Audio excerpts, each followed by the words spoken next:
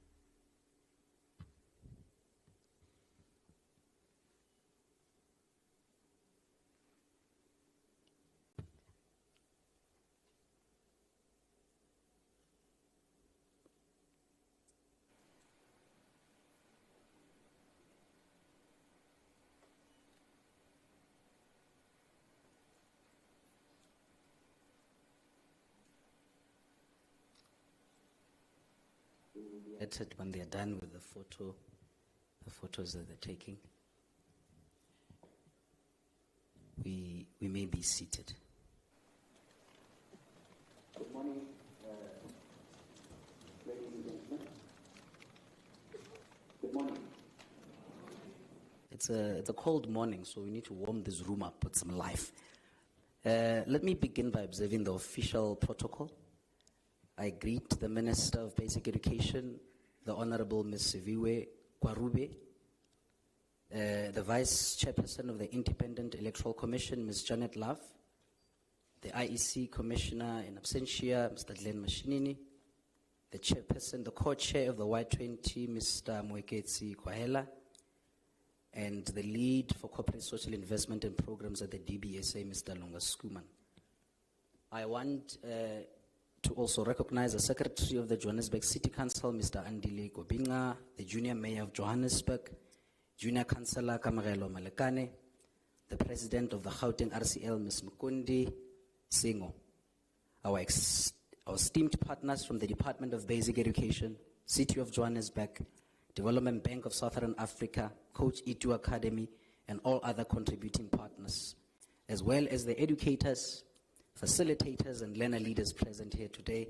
It is both an honor and profound responsibility to host you in this historic sitting of the Junior G20 Summit 2025. Can you please give that a round of applause?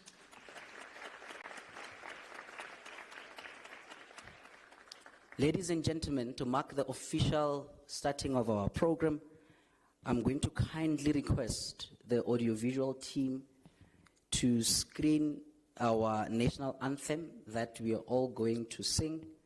Can I then request that we all stand as we prepare to sing our national anthem?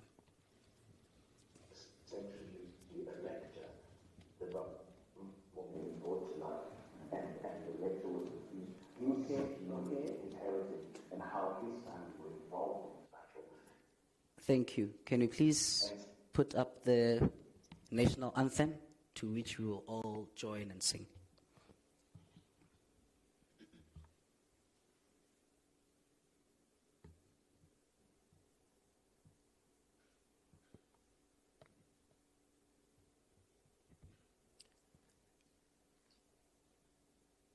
If it's not coming up, I'm going to then kindly request that we all sing our national anthem.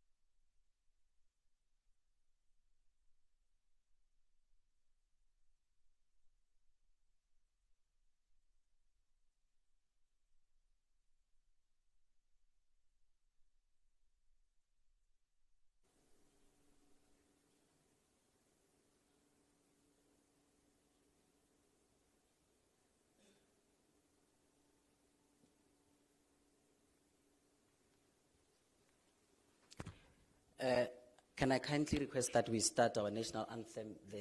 The media team is disappointing us. Can we kindly start? Nkosi singeleli Afrika.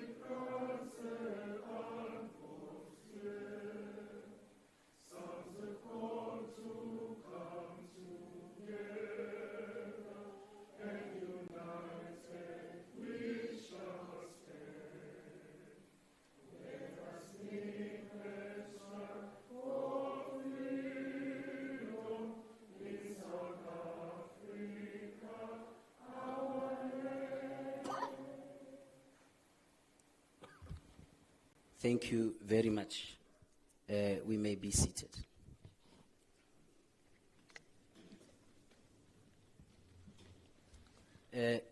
Ladies and gentlemen, because of time, we don't have time on our side. I'm going to kindly request Mr. Andile Gobinga, the Secretary of the Johannesburg City Council, to kindly come and constitute the joint sitting of this House as the Speaker. Andile?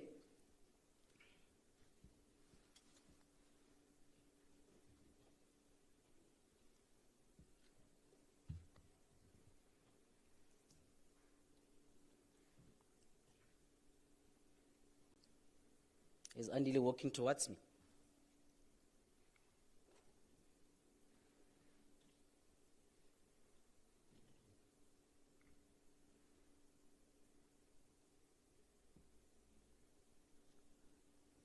Can I then move on to Junior Councillor Kamogelo Malekane, the Junior Mayor of the City of Johannesburg, to give us the civic welcome?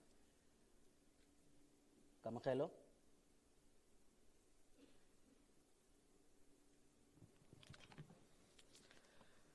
I'd truly like to welcome all the esteemed guests on this exceptionally cold Johannesburg day.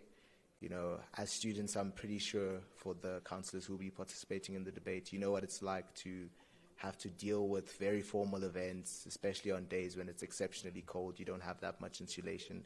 But we're gathered here in a city that's truly made of gold if you are blessed enough to reside in it. And as someone who is like that, I can definitely say Johannesburg is a world-class city built on resilience, vision, and hope. If you've traveled from beyond your borders, we also welcome you to the beautiful Republic of South Africa, the Rainbow Nation, a place where diversity is not just celebrated, but lived. Before we commence, I'd like to recognize as part of our housekeeping the presence of the following esteemed individuals and partners. The Honorable Minister of Basic Education, Ms. Civic Gwahobe. The Deputy Minister of Basic Education, Dr. Makgobo Mohaole. The Chairperson of Gender, Youth and People with Disabilities, Councillor Yongama Zingebe. The Secretary to Council, Mr. Andile Gobinga. Development Bank of Southern Africa, Mr. Don Bitswe. Management of Johannesburg Student Council, Ms. Andrews and Mr. Nedididi. The Directors of the Coach Itu Academy, officials of the Private Office of the Mayor and the Private Office of the Junior Speaker, the RCL representatives, youth councillors present, and to all fellow councillors, students, esteemed guests, government officials, educators, stakeholders, partners joining us today, we acknowledge you and we welcome you. All protocol is observed. It is a great honor to declare that South Africa is the official host of the 2025 G20 Summit, and we are beyond proud that our very own city of Johannesburg has the privilege of welcoming you into this space. Not just any space, but our prestigious council chambers. These council chambers have housed some of the most serious discussions that the youth of our city have had, and it is an exceptional honor to be here. This year's summit marks a momentous occasion for our city, and we not only gather as young leaders and global thinkers, but also under the leadership of the first son of Johannesburg, myself, who is hosting this remarkable summit.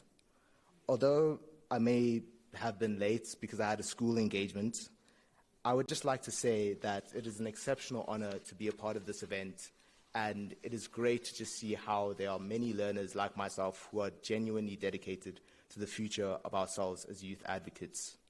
We celebrate this opportunity not just to sit in conversation, but to open up, be brave about dialogue and pressing issues that affect us as young people and as G20 countries. This is not a token gesture, it's a youth voice in action, and we honor every effort that has gone into making today possible. This is a space for real impact, real voices, for real ideas. We are especially grateful to the Minister of Basic Education and her office for opening the doors for learners and leaders to take part in this vital exchange. It is through such foresight that young people are not only included, but empowered. We acknowledge the valuable contributions of organizations that continue to uplift and invest in youth leadership. Among them are Agape Youth Movement, the Coach Itu Academy, and the Johannesburg Student Council, each playing a unique role in strengthening civic education, public speaking, leadership development across all schools. Your presence here today is a reflection of your steadfast commitment to young people, and we thank you. As we sit here amongst RCLs, youth councillors, representatives from across the world, let us recognize that we are not just the leaders of tomorrow. We are the philosophers, policymakers, and change makers of today. You're already walking in the paths we've once dreamed of. I would just like that to set in for a second. Like the words of Plato, the direction in which education takes a man will determine his future in life. This goes far beyond those dopey quotes that your teachers will tell you in class. It's something I would really like you to think about, especially if you're going to be engaging in this debate today. We must never underestimate the importance of the skills we acquire through the efforts that we put in to be leaders and while we are still young. I'm exceptionally excited for the robust discussions and the solutions that will be shared and the knowledge that will be built through the summit. We are proud to host this summit as a city and even prouder to be a part of this collective global vision for youth engagement. Let us enjoy this space, honor the diversity around us, and remember that today we are not just talking, we are building, we are leading, and we are becoming. I wish you all a successful, engaging, and meaningful summit. Let the conversation begin, and may all the best ideas win. Thank you. Can give that a round of applause. Thank you very much, Junior Mayor. That is our Junior Mayor, the Mayor of the City of Johannesburg. I was alerted that Yongama will be the one that is constituting this sitting. Are you in check, Yongama?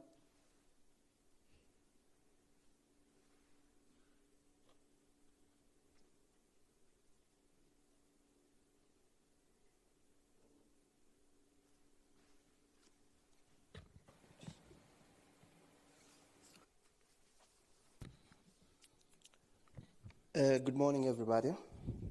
My name is Yongama Zikebe, and I'm the chairperson of the Section 79 Oversight Committee on Gender, Youth, and People with Disabilities of the City of Johannesburg. I would like to welcome the Minister in these beautiful chambers of Johannesburg. Program Director, the Honorable Minister, honorable guests, esteemed educators and principals, learners, and learner leaderships, our dedicated officials and facilitators, and above all, the leaders who are gathered here today to chart the course of this nation. On behalf of the City of Johannesburg, it gives me a great pleasure to welcome you and every one of you to the 2025 Learner Leadership Summit. As a city, we recognize that leadership begins long before one enters formal positions of power. It begins in the classrooms, in the debates you lead, in the problems you solve, and in the way you carry yourselves among your peers. It is here in spaces such as this summit that the seeds of ethical, courageous, and transformative leaderships are sown. Johannesburg is a city built on dreams, resilience, and leadership, and it defies circumstances. We're a city of gold, not only because of what lies beneath our ground, but because of what lies within our people. Our learner leaders are the golden future of our city. Your ideas, your integrity, your dedication, and your determination will shape the communities you come from and the city you inherit. This summit is not just an event, it is a declaration that we as a City of Johannesburg are intentional about investing in young people, empowering to be active citizens and change makers. It is about building leadership that is responsive to the needs of your schools, accountable to your fellow learners, and rooted in the values of dignity, equality, and justice. I urge you to participate fully, to listen deeply, and to speak with courage. Let your voices echo the dreams and concerns of those you represent. It is therefore on behalf of the City of Johannesburg that I hereby officially constitute and declare the 2025 Learner Leadership Summit duly convened and in session. May your deliberations be guided by wisdom, mutual respect, and unyielding commitment to building schools and communities that are safe, inclusive, and conducive to excellence for all. We wish you a successful and inspiring summit. I thank you. You can give that a round of applause. Thank you very much, my brother. We're going to have a very brief provincial welcome by the Provincial Representative Council of Learner, President of Gauteng Province, who's going to give us a very brief provincial welcome by President Ms. Mukundi Sinogo, the Gauteng RCL President. Mukundi.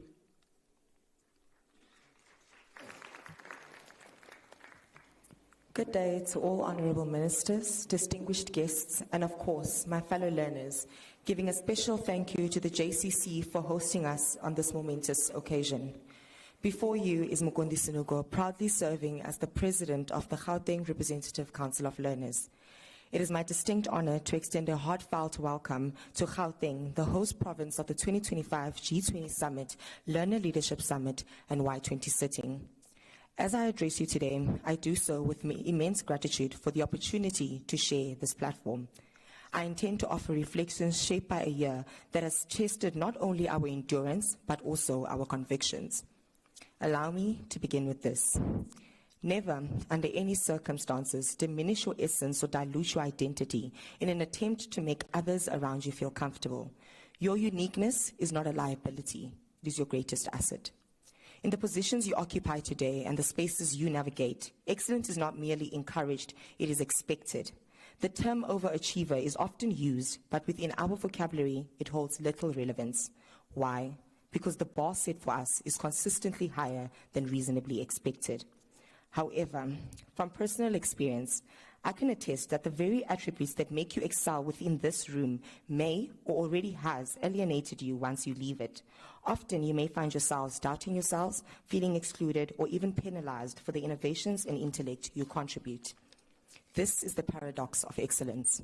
Being labeled an overachiever will do one of two things: isolate you from those that do not honor your brilliance, or it will elevate you into those spaces that do. Ladies and gentlemen, welcome to that space of recognition. I thank you. Thank you very much, Provincial President. Colleagues, do you see how beautiful these chambers are? Do you see how beautiful they are? Do you? Learner leaders, do you see how beautiful this place is? You being here is one of the ways through which we're trying to say that you are involved in participating in processes that concern you. And participation is one of the biggest things that the youth of 1976 were fighting for. And here you are sitting here.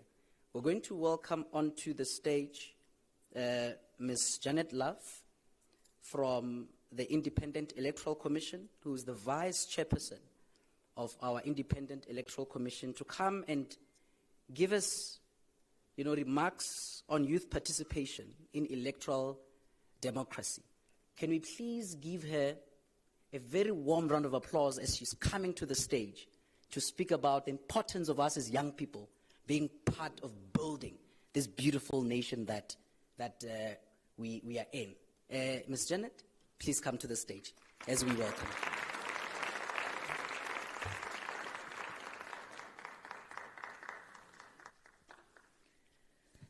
Good morning, everybody, and thank you very much, Program Director. And I'd like to appreciate the presence of the Honourable Minister, of members of the newly elected Representative Council of Learners, of the representatives of the Provincial Council, as well as of the Joburg Council, both of whom are our hosts, and all of you distinguished guests, the educators, the leaders who are present here today, and all of the participants. It really is an honor for the Electoral Commission to be present at this important annual Representative Council of Learners, and in particular at this National Summit, which we understand is the first of its kind. And so you take forward a national representative structure which has been in the making for some time, and many of your predecessors have paved the way for you to take up your role in this important participation mechanism in our democracy. On the first day of the summit, you heard from the IEC's Deputy Chief Electoral Officer, Mr. Shiburi, about the importance but also the duty of voting. You engaged around various leadership opportunities and challenges within the human rights framework, and it also was an engagement that enabled you to look at how you need to be informed. You were exposed to information about current initiatives that involve youth. And in many ways, you have spent the last 2 days in obtaining greater knowledge to exercise your rights and fulfill your responsibilities as learners and also as citizens. You have doubtless over the years, but especially during the events that led up to and during this important RCL meeting, you have developed skills and values that are very important and necessary to participate and also to understand democracy. In the past 12 years, the IEC and the Department of Basic Education have formalized a partnership which is expressed through our Schools Democracy program. It has grown and it has the potential to develop even further. We, that is the IEC, the Independent Electoral Commission, and DBE, assume that all of you here are guided by a shared vision that seeks to nurture and strengthen our citizenship and our participation in our democracy. But we need you also as part of our Schools Democracy program to infuse what we do with your ideas, with your engagement, so that every year we improve, we grow stronger, we cascade what we do into your syllabus, into the way in which you work in the world after you have left school.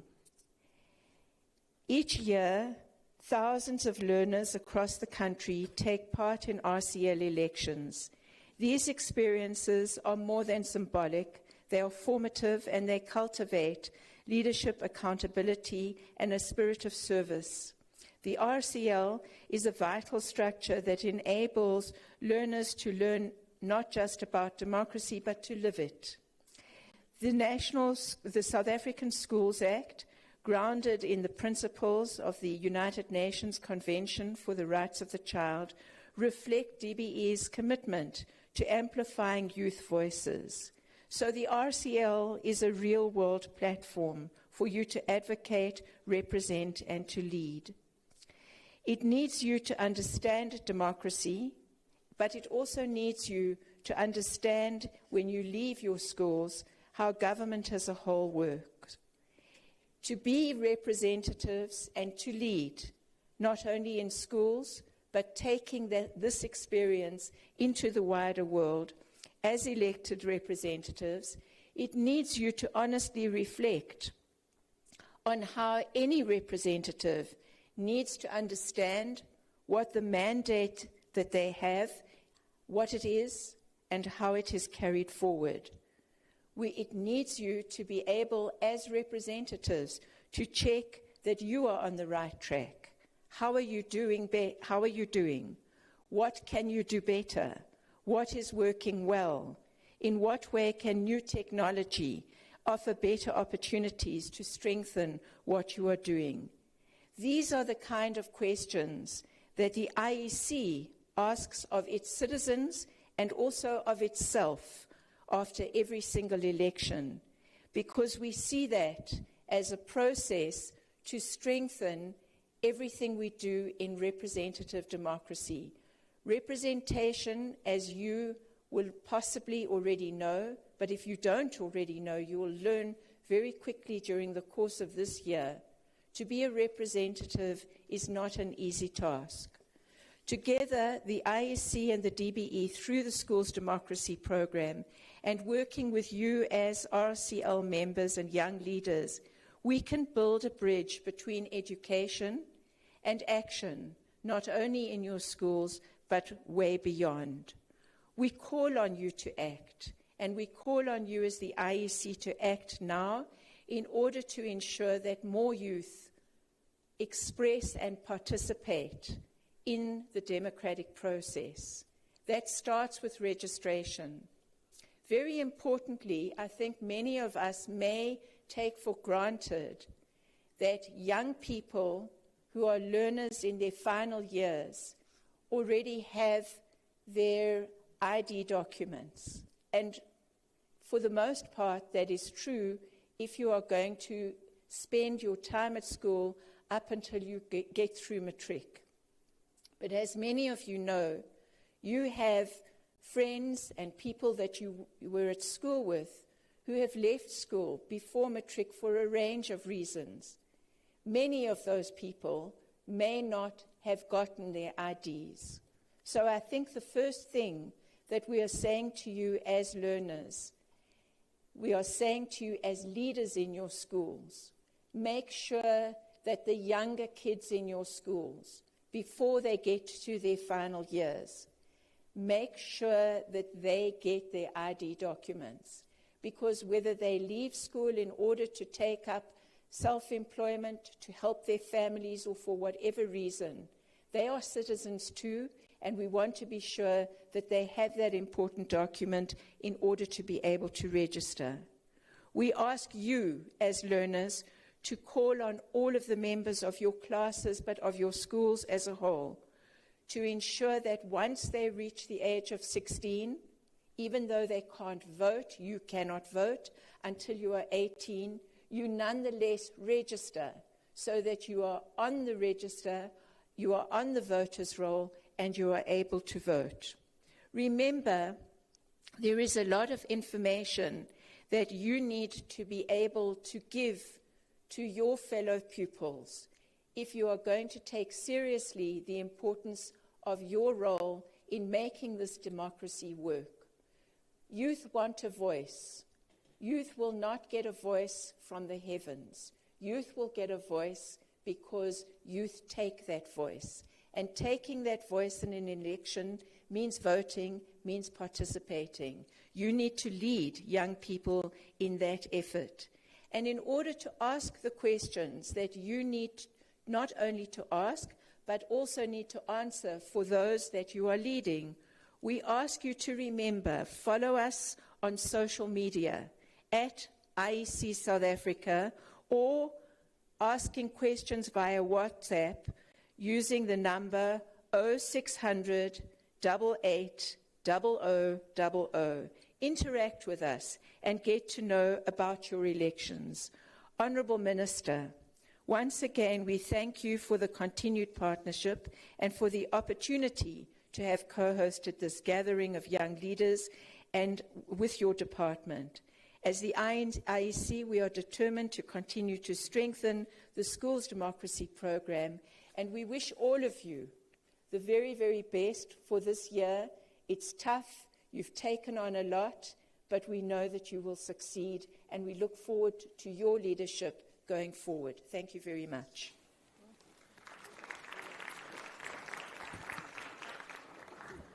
Thank you very much, Vice Chairperson. Vice Chairperson, I'm not sure if you're aware, you were addressing all learners in South Africa, because the learners that we have in here were democratically elected by their peers from school level, district, provincial level, and I can also confidently say that in most of the districts and provinces that we were in, we were with our IEC colleagues that were making sure that the processes are going well and the learners understand all the values that they need to embrace and why they should participate in that process. Can we kindly give the IEC one last round of applause, colleagues?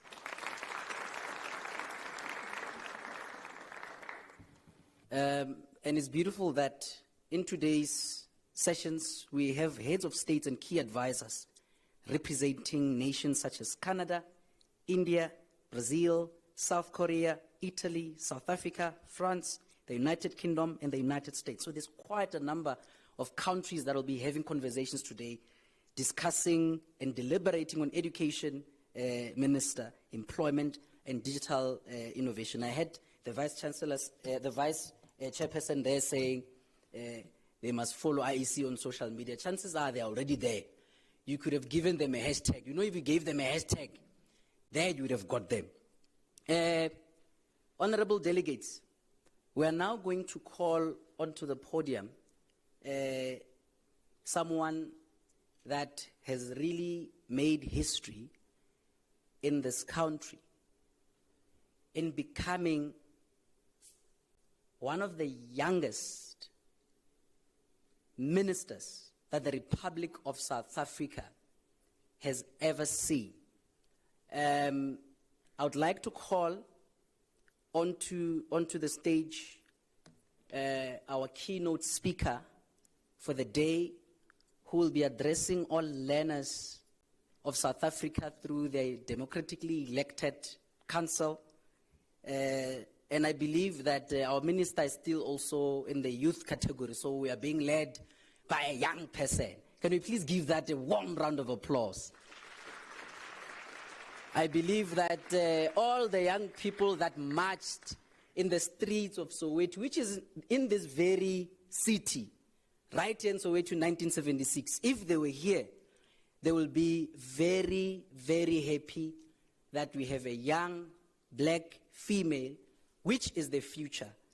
Can allow me and help me to welcome onto the stage to give us our keynote address, the Honorable Minister Siviwe Kwarube, the Minister of the Department of Basic Education. Can you please rise as she's coming to the podium? Can you all kindly rise and give a round of applause as she's coming to the podium?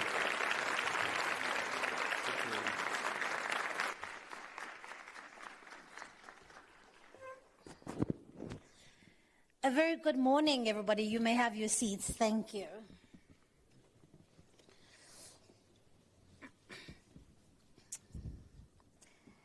To the Honorable Junior Mayor, a very good morning.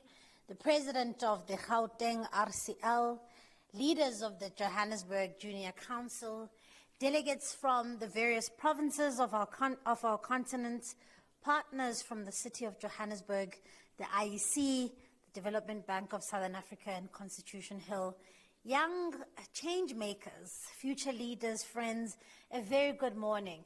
I still am part of the youth category for another 3 weeks, so I'm glad that I can address you this morning while I am still 35, but soon I'll be joining the benches of the more senior people. It is such a joy to be with you all this morning, because young people who are not just learners, but they are also leaders in your schools, in your communities, but also across the country. The energy in this room is really, really great. I'm really glad to see that you are really taking the Youth G20, the Junior G20 Summit so incredibly seriously, because I think this simulation speaks to a lot of what we need young people to be about. When I look at you, I know that the future of South Africa is in good hands. We've gathered under the banner of the G20, but more powerful than the G20 are the values that our country is wanting to promote through its presidency: solidarity, equality, and sustainability. And young people, this is the very first time the G20 is being hosted on African soil. And what an incredible honor it is to be able to lead the continent and being able to advocate across the world the values of solidarity, equality, and sustainability. And I want to make the case that we young people should not just be an afterthought in these very global and big debates around the world, and that young people should very much be part of the conversation and right at the beginning. And so I don't speak to you as just learners, but I'm speaking to you as leaders, as young people with a voice, as active citizens in our country. The Junior G20 Summit is a strong message to the world that, first of all, we value the voices of young people, and that South Africa's youth are here, they have something to say, and they are ready to lead. And so let me share my quick message with you today about the shape of the pyramid. A strong structure that begins at the ground level, which I believe is your schooling life, rises through the community and reaches all the way to the global stage. Because leadership is not something that just happens overnight. It is something that is built over time, step by step, from the ground up, by making small decisions that take you to the places where you are today. And leadership doesn't just start right where you are. It does. It starts in your schools. And it doesn't begin with just a fancy title or a speech or a big title. It begins with small but powerful decisions that you make each and every single day. Decisions that help influence and shape others. Decisions that can help make schools safer places for learning.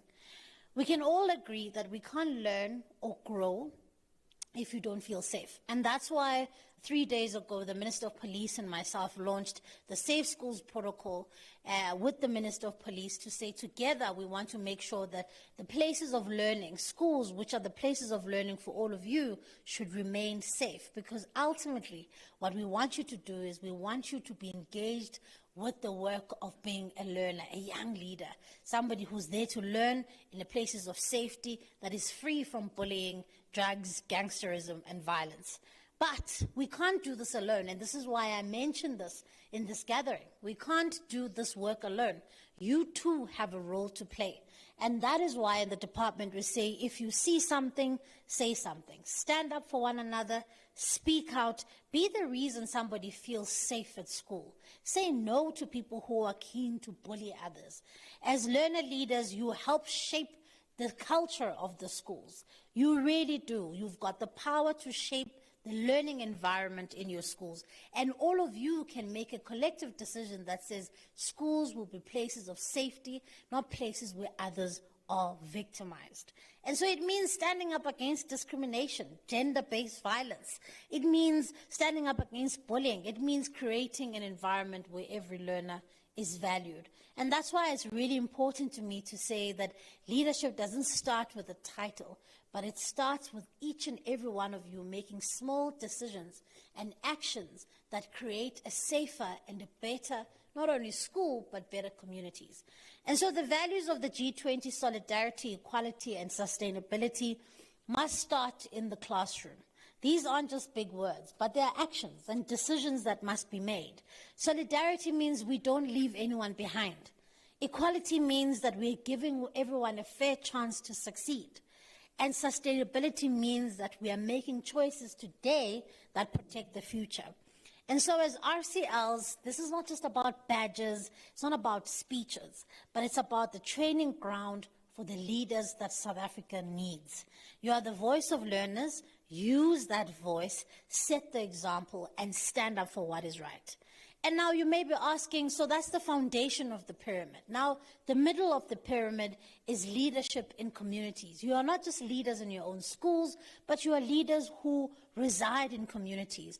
Whether you serve in the junior council, the RCL, or lead projects in your areas, you are already showing that young people are not waiting to lead.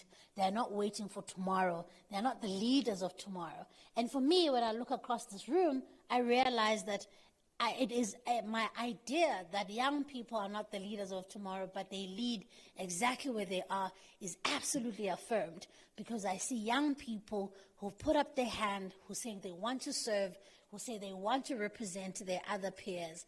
And that, for me, is leadership. But it doesn't just end there. Our communities face big challenges: climate change, poverty, hunger, drug abuse, gangsterism, unemployment. And you may be asking yourself, you may be saying, I'm just a child, what can I possibly do? But you are not. There are things that you too can do. Because I see young people across South Africa rising to the challenge. They are tutoring their peers. They are cleaning their riverbanks. They are planting food gardens, organizing events, creating awareness around gender-based violence. Young people are moving and they are shaking, and they are saying to leaders in this country that we are here and we're not just an afterthought.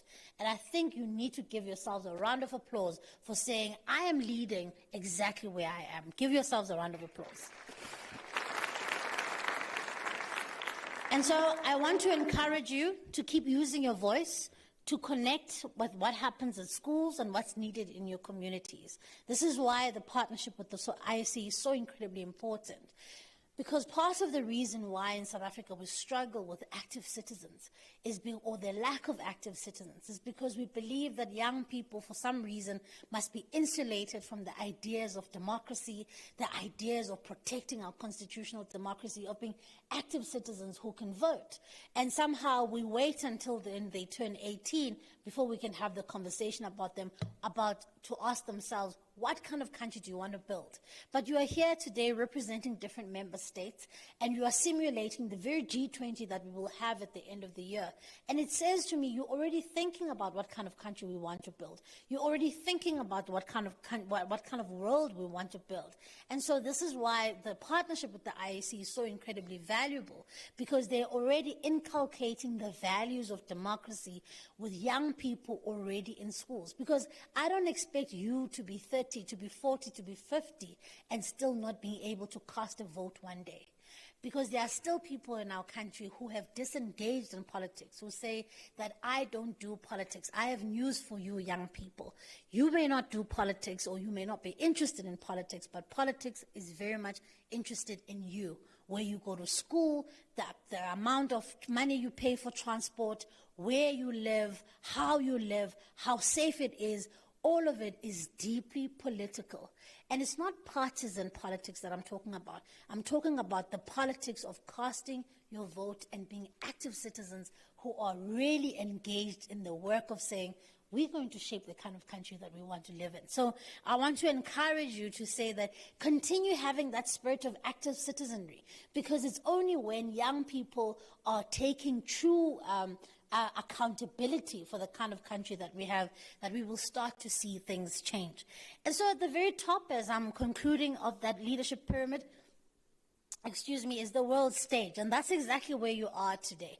The Junior G20 Summit is, as I said, sends a very powerful message to the rest of the world that we don't leave young people out in South Africa, that we understand, you already understand things like climate action, things like education equity, digital inclusion, public health. These are some of the things that you're going to be grappling with. So by taking part in the summit, we are learning how the world works and how to change it. It's exciting. It's also a very difficult and scary place to be in right now. And this is why I want to just take a minute to say to you, this is why we need young people to be engaged at the very core of what it is that we do in countries and around the world. Friends, the world is incredibly a scary place to be in right now. It's deeply polarized. It is filled with populists, and it is filled with people who don't have the best interests of general public at heart. And so the only way to change that is to change the quality of leaders that we have, not just in politics, but in business and in NGO spaces. That's the antidote. The antidote to populism, the antidote to extremism, the antidote to all that is going on in the world is to have young people, capable leaders, credible leaders, and also ethical leaders leading us in various spaces in our society. So I have faith that you will be the antidote to the kind of things that we're seeing around the world. And so in conclusion, leadership is like a pyramid. It's strong and steady, but built from the ground up. And this is the kind of work that you are all doing today. It grows in communities through active citizenship, which is what I'm asking you to do. And then it reaches the world where you put up your hand and you say, I want to be part of the change. So you are leaders because you care, because you act, because you do not wait for permission to make a difference. And as your Minister of Basic Education, I'm proud, not just because of what you do, but because of who you are becoming. It is so heartwarming to see young people taking up these opportunities to say we are part of a global conversation about where the world should be headed. And you ought to be proud of yourselves. But it doesn't end here. As I said, leadership is not a journey. It's not a destination. It's about small actions and decisions that you will take, not only in school, but in your communities too. And so I wish you well, and I wish you well for this Junior G20, and I hope that your deliberations this afternoon are fruitful and that you are able to learn but how the world works, so that we can together start to change the conversation around the world, the temperature around the world, and the kind of world that we live in. One that is kinder, one that is filled with empathetic leaders, with ethical leaders. But those people are going to come from this room. And so the future belongs to you. Lead it. Thank you very much.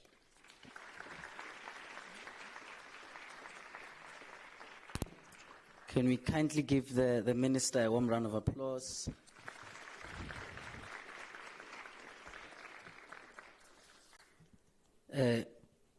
Thank you very much, Minister.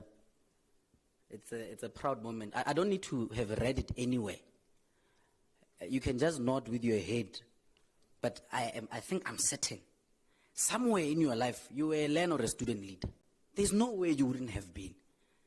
I believe that you were, and so you can see young people that being a learner leader, these are some of the platforms that you eventually get yourselves into. Can we kindly give the minister one last round of applause?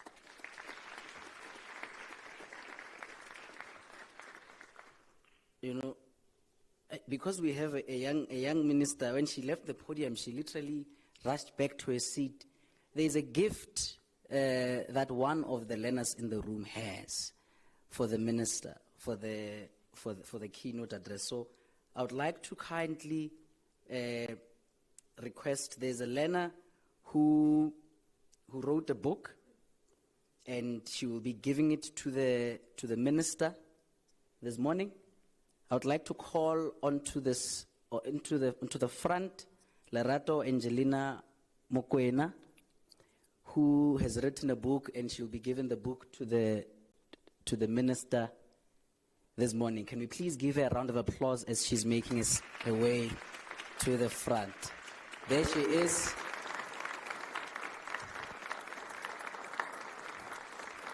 You can see dynamites do come in small packages. Can you please give her a thunderous round of applause? The cameras are ready when she delivers this book.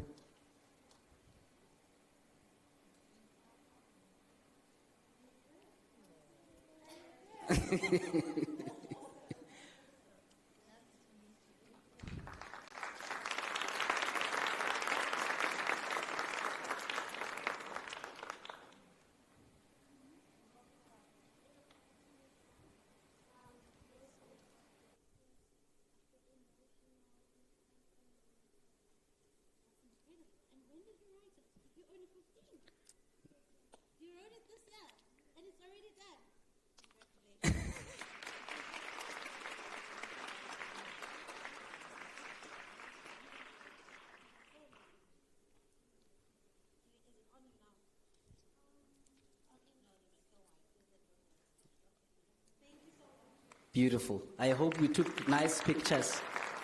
I think the minister wants to take a selfie with you.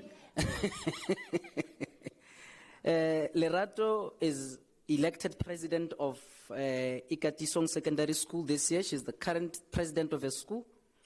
She is the current deputy president of her circuit in Tolwane Circuit.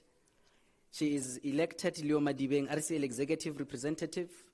She's also the district secretary of Bujanala district, and she's also the provincial secretary of Northwest. Can you please give her a round of applause?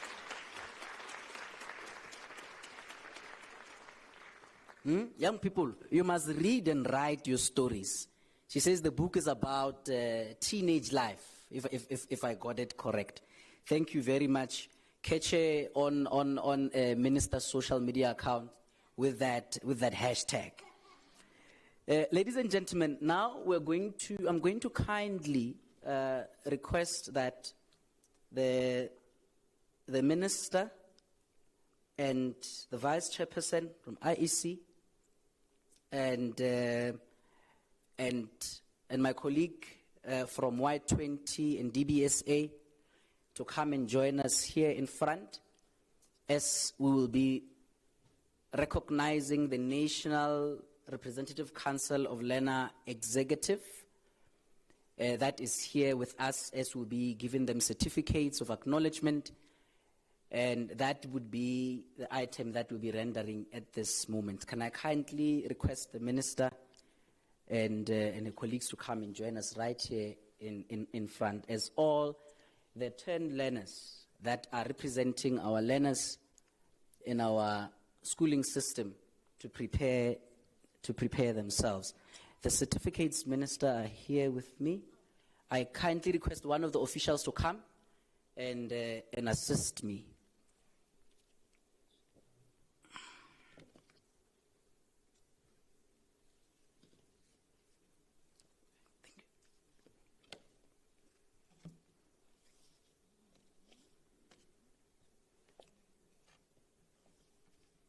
I will be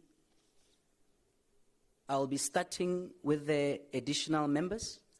The audiovisual team, are you fine?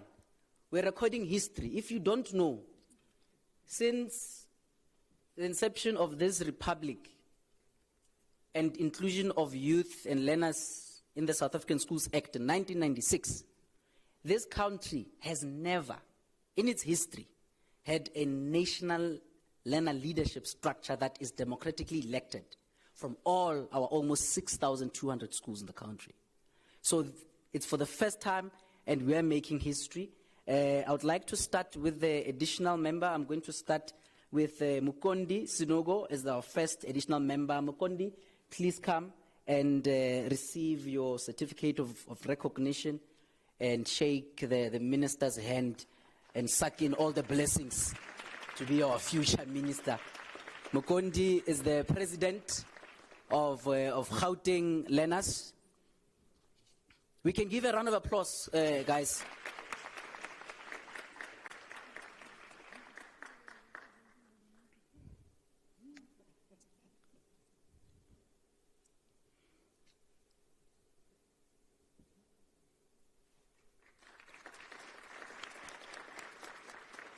Thank you very much, Mukondi. I would like to call another additional member, Luke Anew. Luke, I believe, is from Western Cape. Luke, the president of Western Cape. I don't hear those hands, guys. I don't hear those hands. This is history in the making.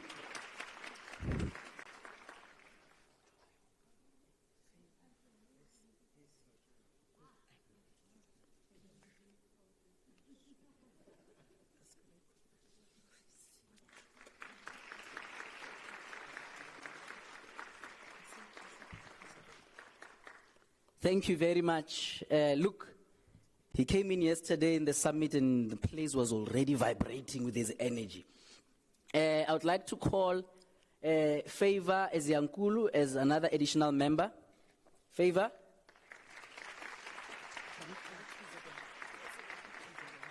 She is the president of KwaZulu-Natal. Let's give her a round of applause.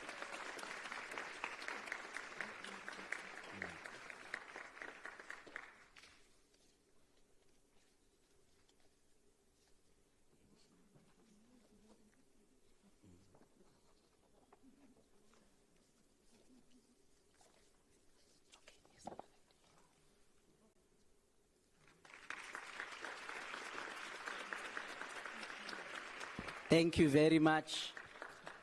I would like to call Olwetu Silingile as our last additional member.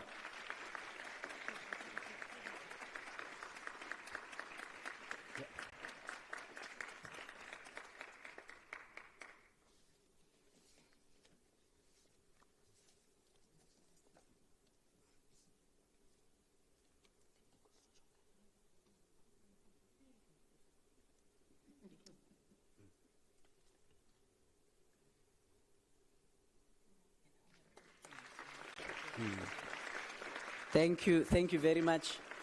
We're now going into our top 5. The executive, we have our treasurer, Muswara Matlotlo. There's the one that makes sure that, no, Muswara Matlotlo is my home language, CPD, for treasurer. I see you're clipping there. The name is Lindokuhle Bini, the treasurer.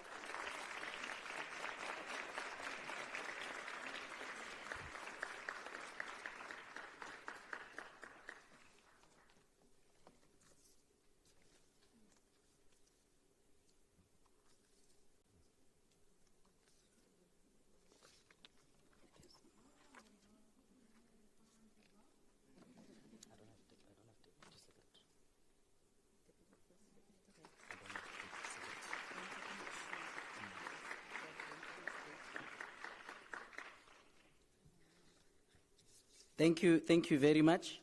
We're going to then call our secretary, Togozani Manzini.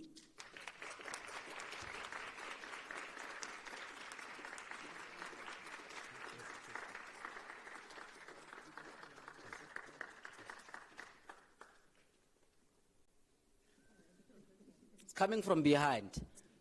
There are different tactics to leadership.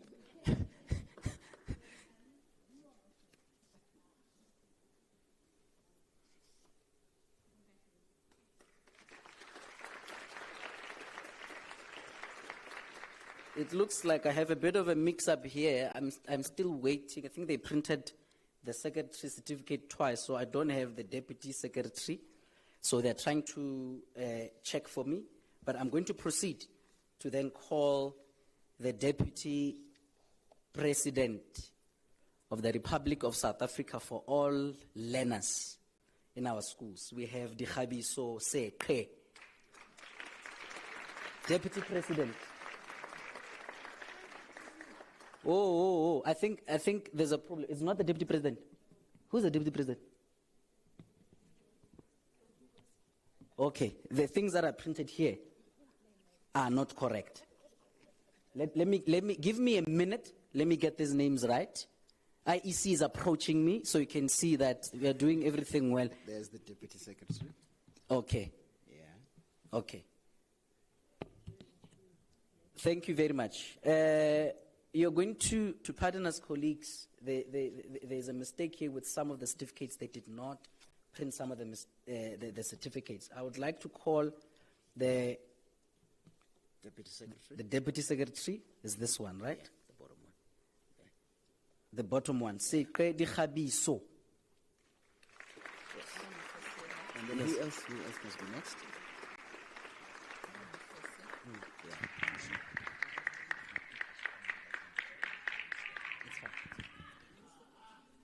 Who's next? Just to verify. Should you need another one? Yeah. Okay.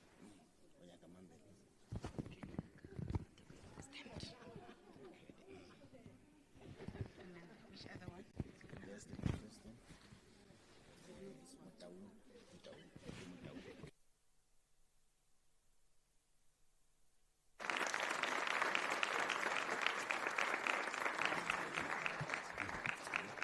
Thank you very much. Now we're going to the deputy president. We have Mataung Bonginkosi. You can ululate, colleagues. You can ululate. It's a proud moment. Don't shy of being African.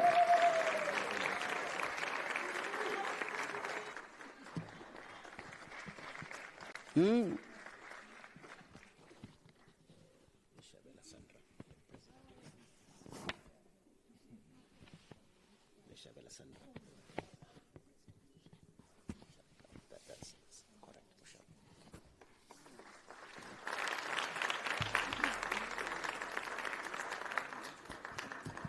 Now we are going to the presidency. Union buildings. Ndalantlov. We have the country's first national RCL president, following in the footsteps of our honorable minister, also young, black and female. Can we please put our hands together for our president, the president of all learners in the country, Ms. Sandra Leshabela from Limpopo, the president of Limpopo, who's now the president of South Africa. Learner leaders, you can stand for her as she goes, the president of all learners. This is Sandra Leshabela from Limpopo province.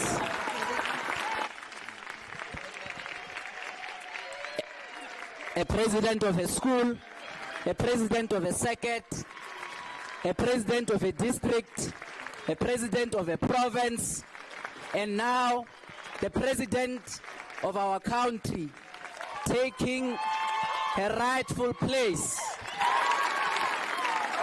Ladies and gentlemen, we have before us, Sandra, don't leave. I would like to then call all the other executive members to come for and additional members to come for one big photo, and that would be the end of recognizing our national learner leaders.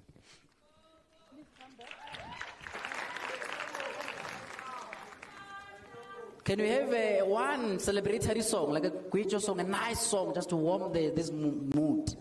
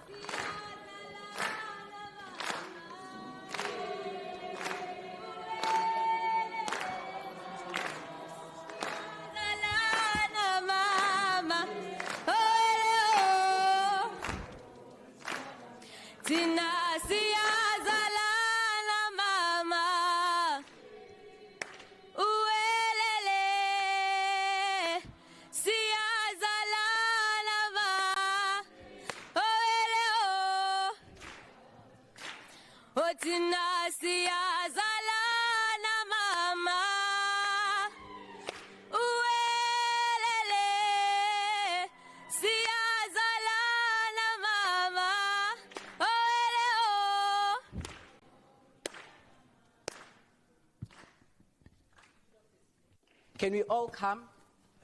Learners, we're going to have one big group photo, so all learners are going to come behind. Ne?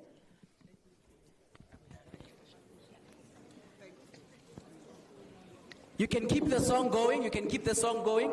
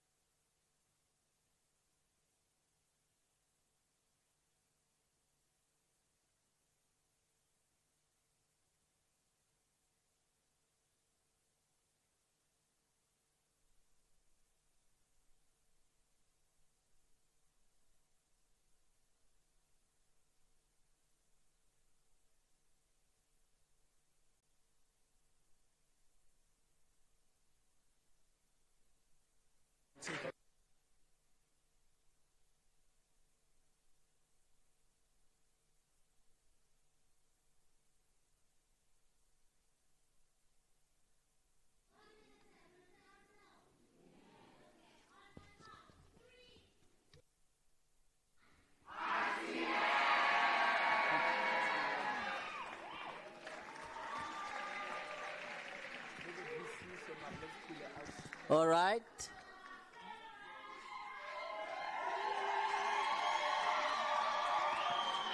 Thank you very much. Thank you.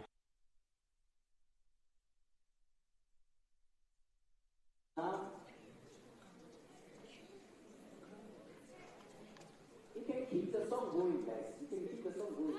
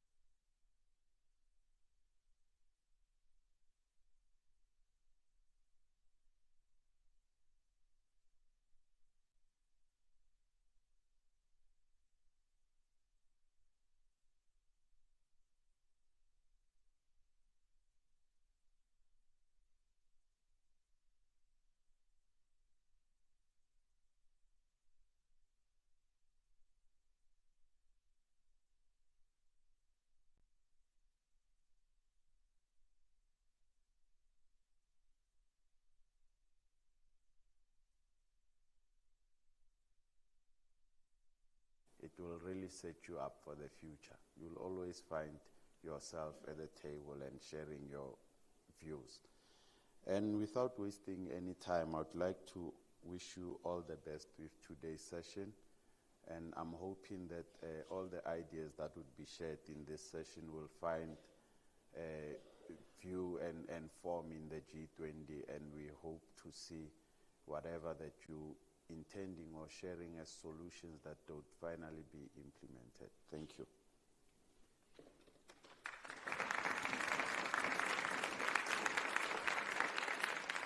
Thank you very much, Mr. Peter. Can we please give him a warm round of applause as he's taking his seat?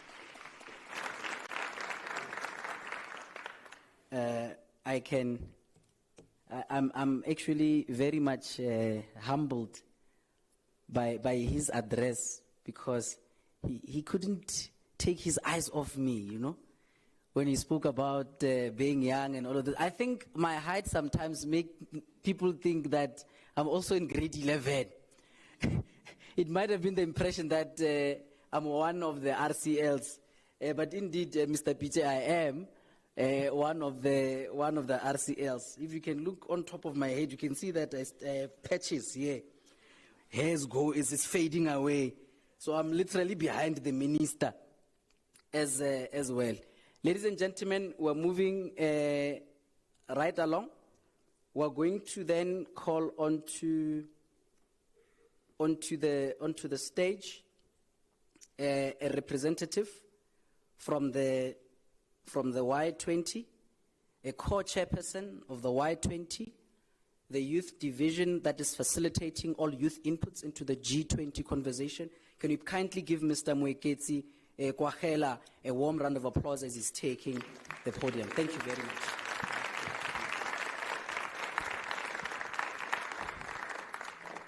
Thank you so much, Program Director. And of course to the Minister of Basic Education, Siviwe Khwarube, and the Vice Chairperson of the IEC, Janet Love, who had to briefly step out. But also, colleagues, let me also welcome the Junior Mayor of the City of Johannesburg, Councillor Kamokhelo Malekane, and of course, Ms. Mukondi Sinugo, the Gauteng RCL President, and both of your collective leadership, who I have all the confidence are knowledgeable about what that is and what it entails. But also, colleagues, I'd like to recognize the teachers and the education and training officers joining us today, because really the work that they do takes place second place to nothing, right? Nothing at all. And that this is, theirs is, you know, a first order profession. As has been noted, my name is Mweketsi Kwagela, and I serve as the co-chair of the Youth 20. Right? What is the Youth 20? The Youth 20 is the youth engagement group of the G20. So, colleagues, in essence, when we heard that the G20 presidency is coming to South Africa in 2025 under the themes solidarity, equality, and of course sustainability, young people in, the youth development space, but also young people either in activism or doing grassroots work, we said we are going to be uniting, right? We're going to be youth who build bridges, right? We're going to unite for solidarity. We're going to champion equality. And also we're going to drive sustainability, right? And in essence, colleagues, much of our work as the Y20, which represents all of you here, is taking place through 5 thematic tracks, right? And in essence, before I take you through those tracks, yesterday I was at Northwestern Sun City at the 3rd Sherpa meeting, basically presenting what we would like to see come out of the final declaration in November in the Leaders Summit, right? But also I think many of you would note, as I imagine, as you're doing your presentations, you're doing research, you would note that there will also be the G20 Social Summit. So in essence, we are also taking leadership from the Brazilian colleagues. So because, the Leaders Summit in November is inherently exclusive because the leaders will be there, the Social Summit is basically imagined by DECO or the foreign ministry in this country to be the People's Summit, right? Like what was done in Brazil, to say that whether you are a young person from Soweto, rural Eastern Cape, or KZN, or Durban, or Kilani, or Sentinel, wherever you are as a young person, come and make your inputs, right? But also, colleagues, part of the reason why we had to go to the 3rd Sherpa's meeting yesterday in Sun City to represent what we want to see come out of the G20 as it relates to young people, for us it was also to go there and lobby, right? Because we understand the power of lobbying, right? And one of the things that we really, lobbied for was the institutionalization of the Y20. And I will get to that later on. But perhaps to take you through our 5 key thematic tracks that we've committed ourselves to in terms of the Y20, which is, again, the youth engagement group representing your interests. The first one is on climate change and environmental sustainability, right?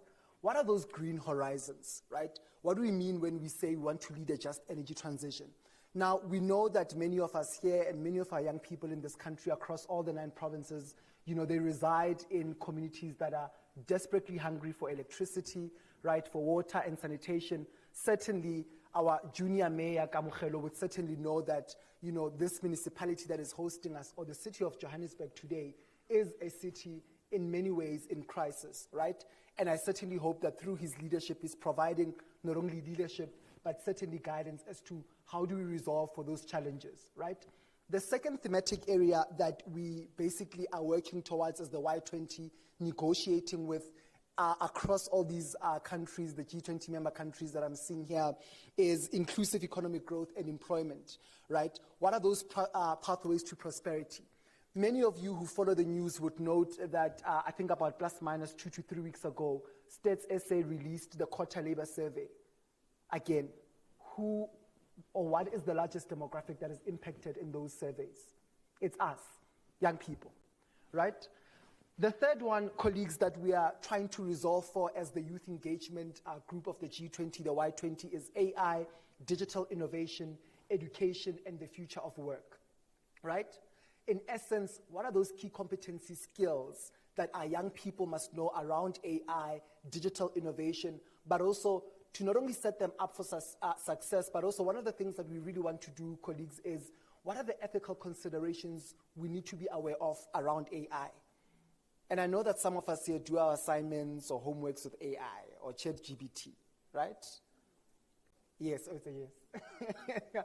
But again, what are those ethical considerations? Because AI is here and it looks like it's here to stay, right? But also, how do we make AI accessible to the young people who also don't have it, right? The fourth one, really, it's about meaningful youth engagement and reforming multilateral organizations, or reforming multilateralism in its entirety.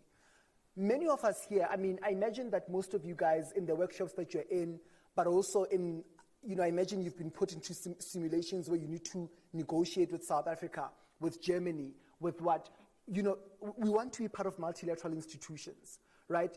And in fact, yesterday I was having a conversation with the former Minister of DECO, Dr. Naledi Pandor, about how do we make sure that our young people are part of multilateral organizations, such as the African Union, right? And I also want to emphasize, as the minister, or to carry from where the minister left off, in terms of saying part of the historical moment that we're in as South Africa is that, South Africa, this is also seen to be, Africa's G20, given that we are the only country in the African continent that is part of the G20, right? The AU was only admitted in 2023, September 2023, right? But the AU, of course, it's a multilateral, forum that is similar to like the UN, representing about plus minus 53 African states, right? So it's also important that we engage with other youth in the African continent, right? And I think oftentimes, especially as South Africans, we sometimes get sucked into South African exceptionalism. Nothing wrong with that, but it's also important to engage with our other African youth, right? How many of us actually know that the Pan-African Parliament is headquartered in South Africa? How many of us actually know that the Pan-African Parliament, colleagues, has a youth caucus? Why are we not there? What are they caucusing about? How do we lobby them, right? There are people in this country, but also in these multilateral organizations, who are making decisions on our behalf. And it is our business, right, that we know who they are, and how do we approach them, how do we negotiate with them to make sure that, ours is a dividend that really is for, beneficial for everyone, right? The last one, colleagues, in terms of the 5 thematic tracks is inclusive social development and fighting inequality. We are very committed to saying we want to leave no one behind.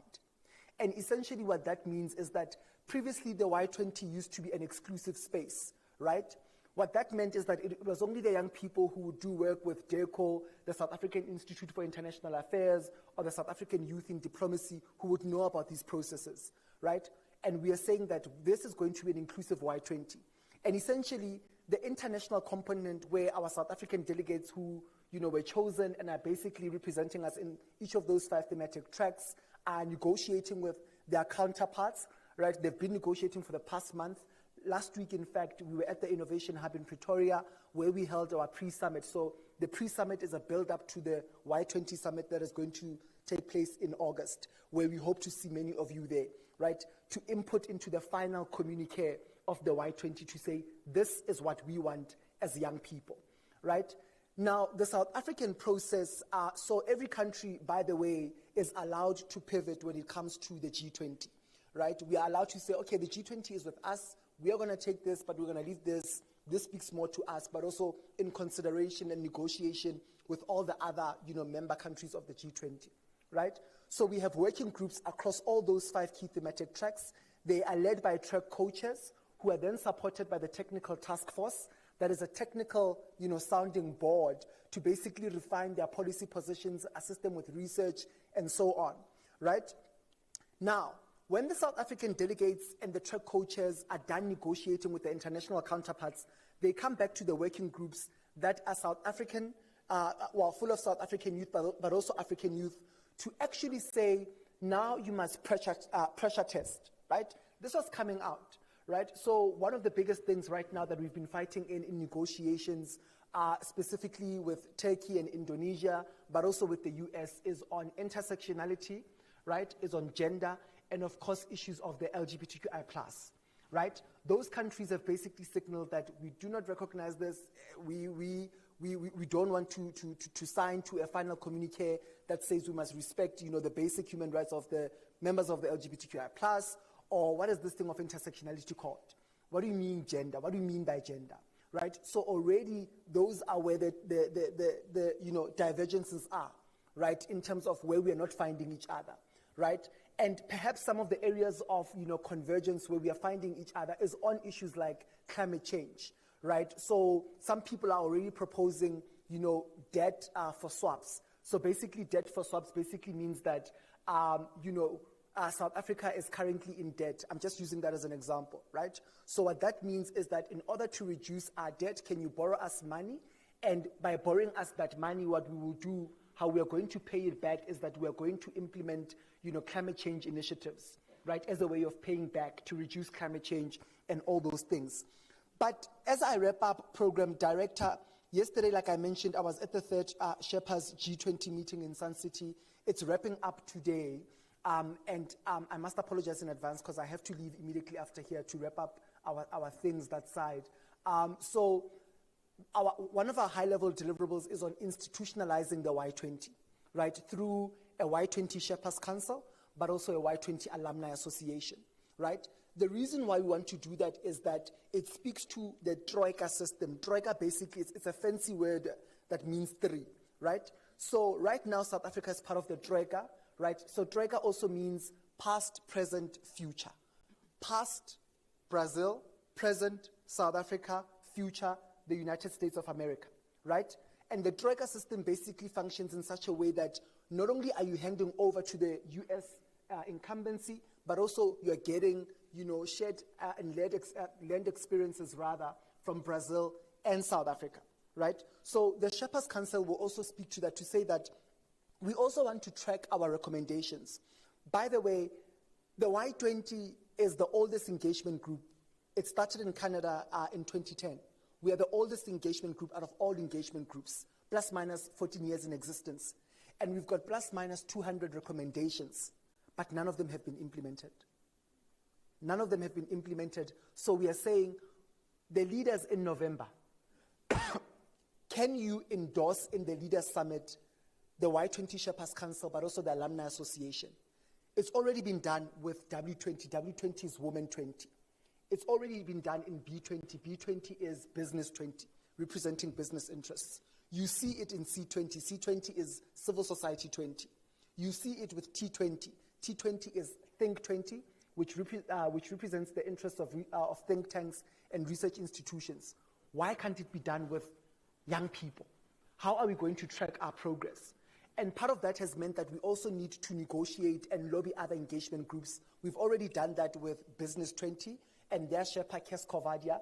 And in fact, B20 was kind enough to also create a B20, task force under B20. So B20 have got various task forces, and each of those task forces, their main focus is to mainstream women and SMMEs. So they created a youth task force that will also try its level best in the negotiations to mainstream women and SMMEs, right? Small, medium-sized enterprises, right?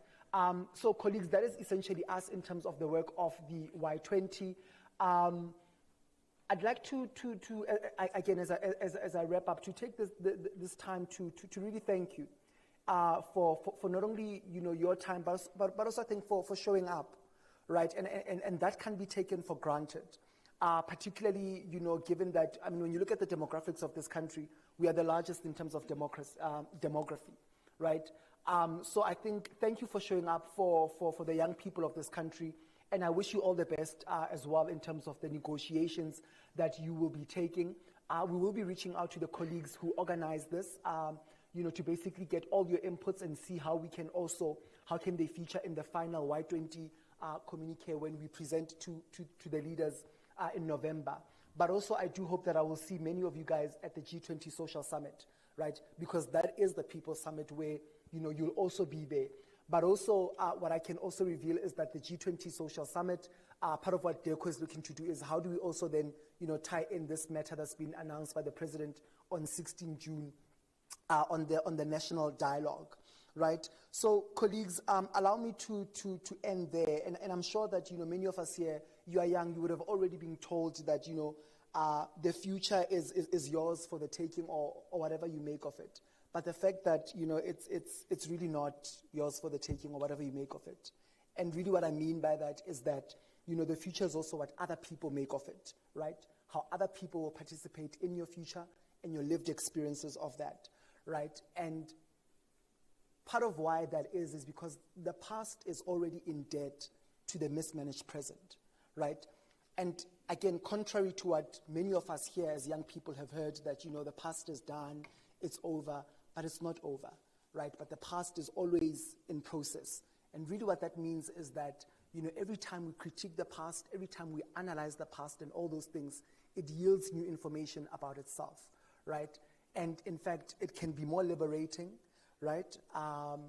If we are willing to identify its distortions and are willing to actually do the kind of work that you guys are doing here in terms of saying, how do we repair? How do we heal it so that, again, this future that we are inheriting is not only just for us, it not only meets the needs of the present, but also it meets the needs of the present without compromising the needs of the future generation that are coming up All the best with your negotiations. We are proud of you as the youth engagement group of the G20, Y20. Do reach out to us. The Y20 is also your process, right? These multilateral forums should not be it's not for us, it's for them. No, it's for all of us. And it's important, and I'm looking forward to reading all the recommendations that you'll be doing. And good luck with the negotiations that you're going to be doing today. All the best. Thank you so much.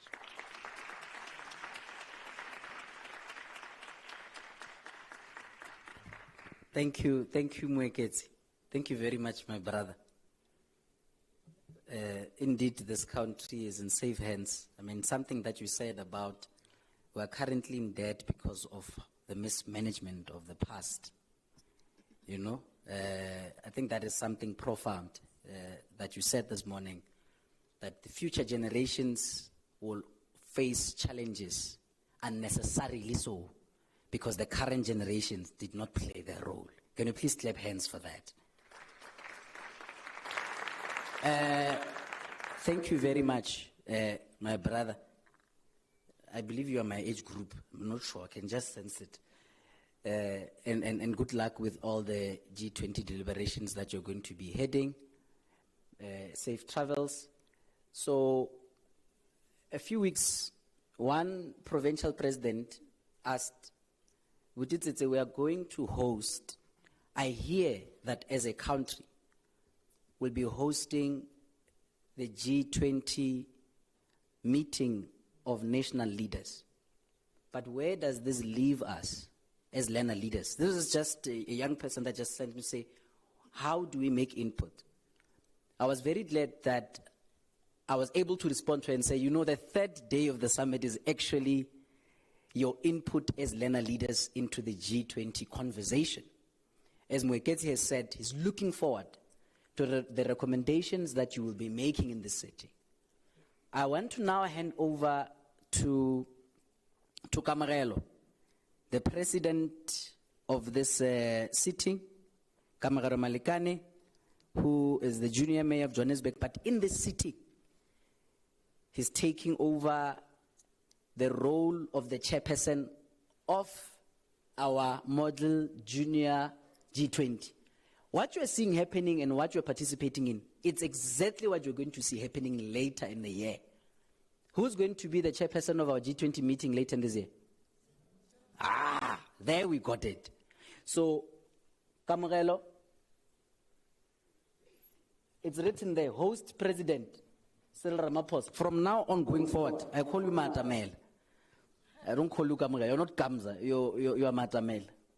So, I'm handing over these guests that are coming from all over the world as the leader of the nation of Mzansi or Africa to lead this world and deliberate with these world leaders on the issues that are being presented before you to find solution on where you are taking this world. Because you can see, President Ramaphosa, there are a lot of challenges in the world, not only in South Africa. Please lead this session, provide recommendations and solutions to our world. Thank you very much. Let's clap hands to the president as he's taking over the session. Thank you, Mr. Tete. I will definitely take your words to heart. I would just like to call for an 8-minute comfort break, with the exception of the heads of state, just so I can formally meet them. But everyone else, can we please just reconvene at 11:20? Right.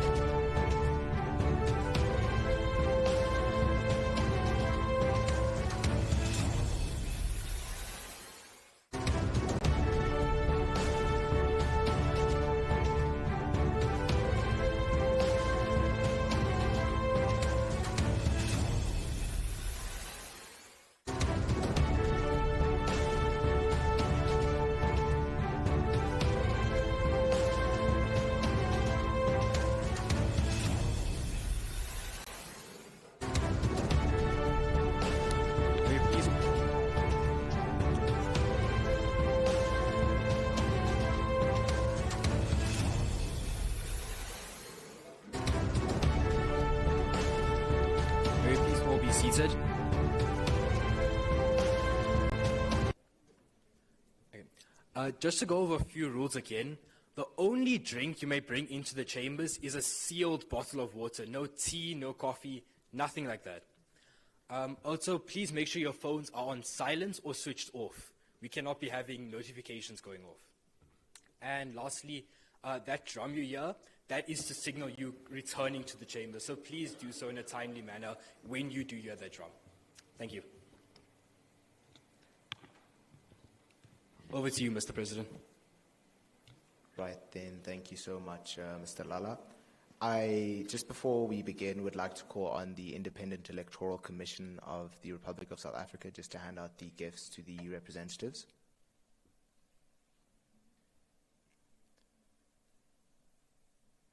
Please maybe a clap.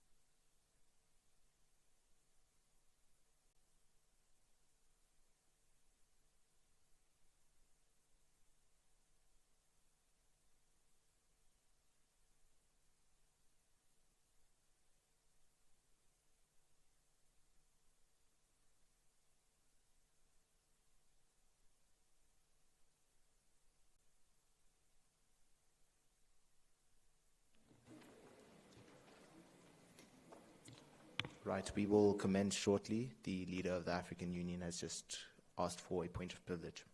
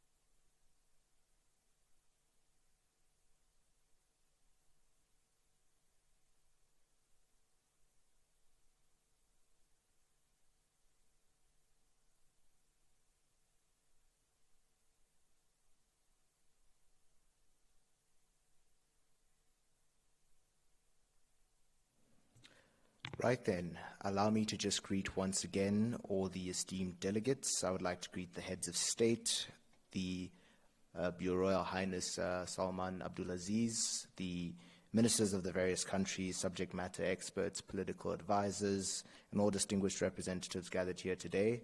I'm confident that everyone is at bay regarding what they need to do for this debate, so I'm looking for a very competitive discussion, but as well one that's very informative. I'm aware that the heads of states have at their hands the most capable people from their respective countries and nations, and I would really just like to say that it's an honor to have you all here, and it's an honor to have you all in the midst of such a wonderful city. And I do look forward to what we're going to bring in this discussion. But I think it's relevant that I mention the global bodies that we have present. We are honored by the presence of the African Union and the European Union. These are institutions that really continue to advance cooperation, diplomacy, and youth empowerment on a global scale.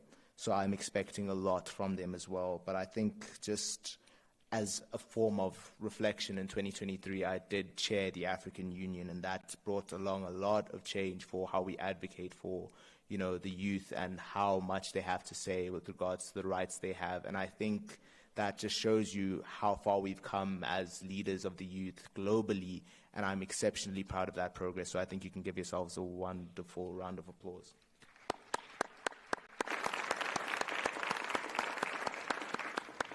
And, to now reside over the G20 Youth Summit here in Johannesburg, it really is a privilege and a continuation of the responsibility we bear as youth global citizens. But just to inform you guys of the structure of the meeting, it's going to begin with the opening statements from the selected delegations. I will begin first because we are the host nation. And from then on, we'll have the host nations giving their opening statements in alphabetical order. But further than that, I would just like to say, from this meeting, I expect a modicum of respect, a modicum of dignity when you do represent these countries, because it is an official event.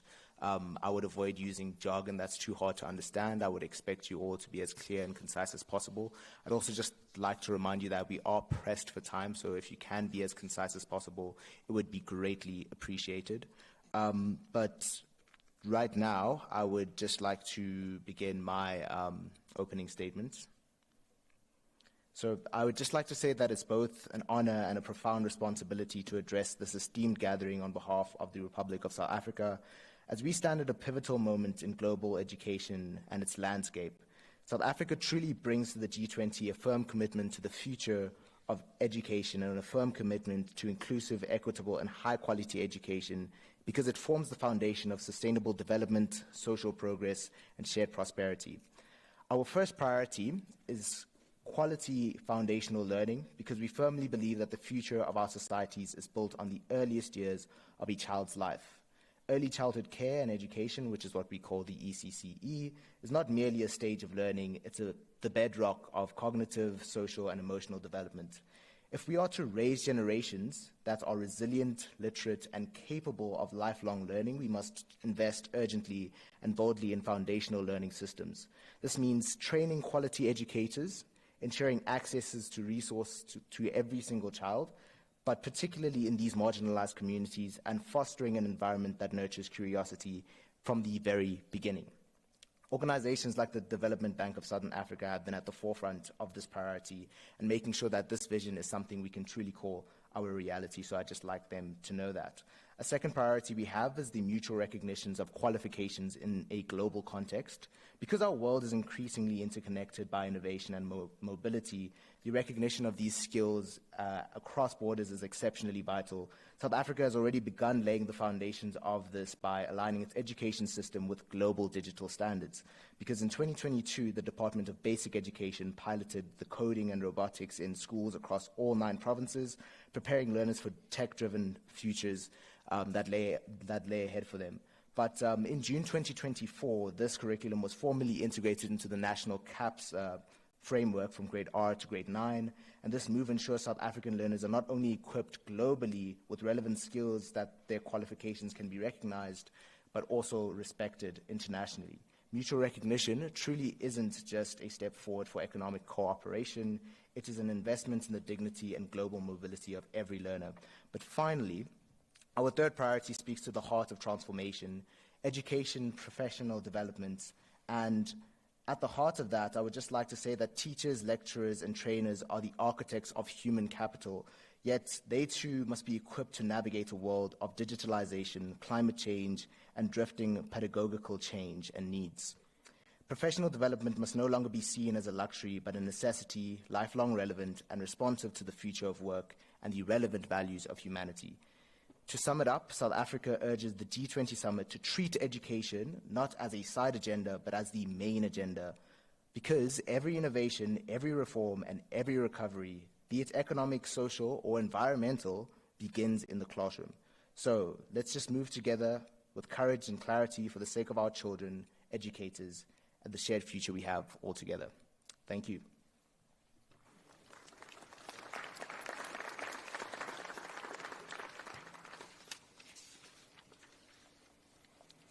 I would now like to call upon the head of the African Union to begin their opening statement.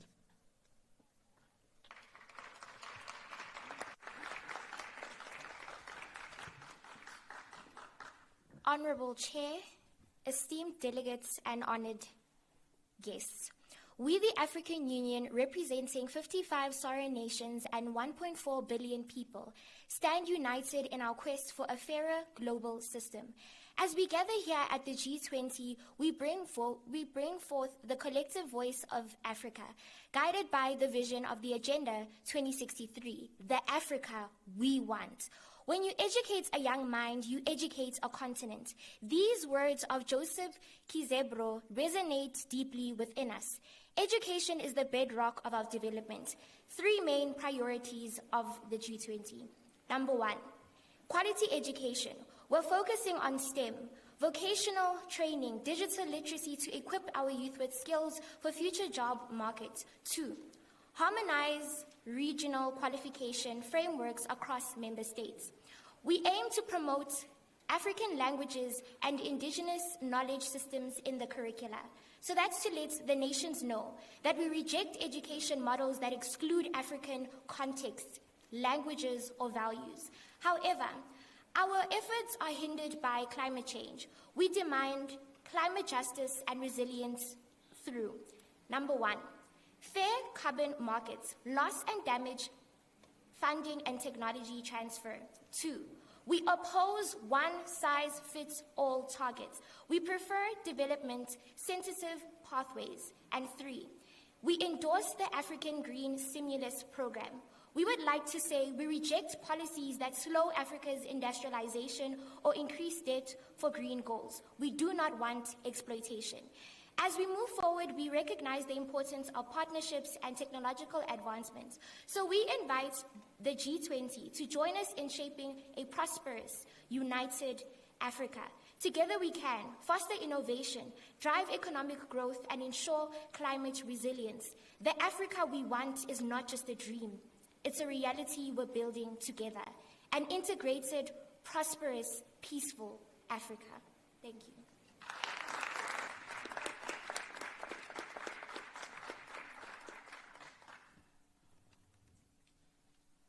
I would now like to call upon Prime Minister Anthony Albanese.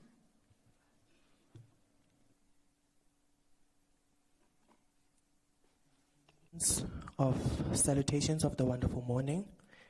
I, Anthony Albanese, is here to address major issues like digital literacy and technological change that affect the overall progress and wellness of my nation, Australia. Today we'll explore practical strategies Australia can adopt to boost digital literacy and ensure our workforce is ready for the future of work and technology. The challenges we face is rapid technological change that is reshaping jobs and industries. Many Australians lack the digital skills to keep up. We live in a digital age, yet thousands of Australians, young and old, are left behind due to the limited digital skills. This puts pressure on individuals and the industries alike.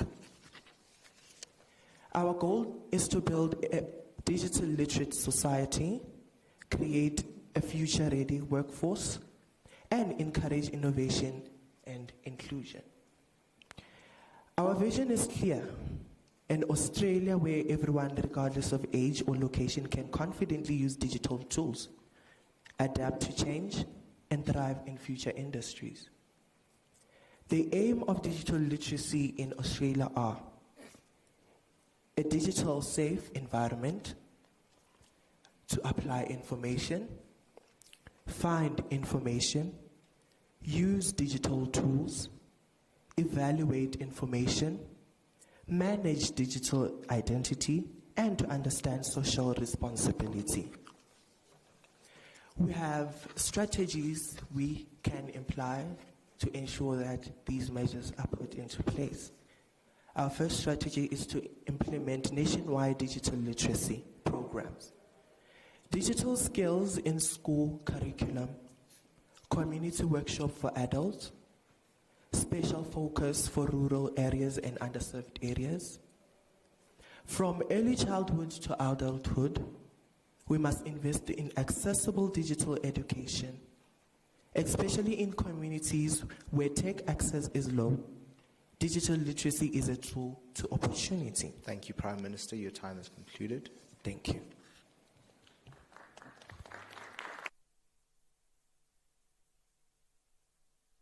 I would now like to call upon President Alberto Fernandez. I would also like to apologize. I had lapsed during the briefing.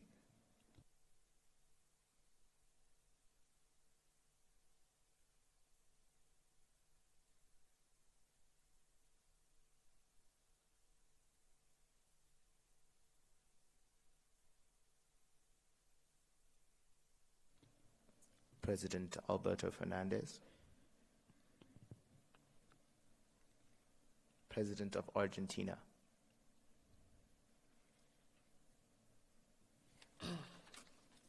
According to the United Nations Declaration of 1986, Article 1, development is a right, not a privilege. All protocol is observed. Good morning. Addressing this Honorable House is Javier Milei, the President of Argentina. Today I stand as the voice of young people whose dreams depend on the decisions that will be made today.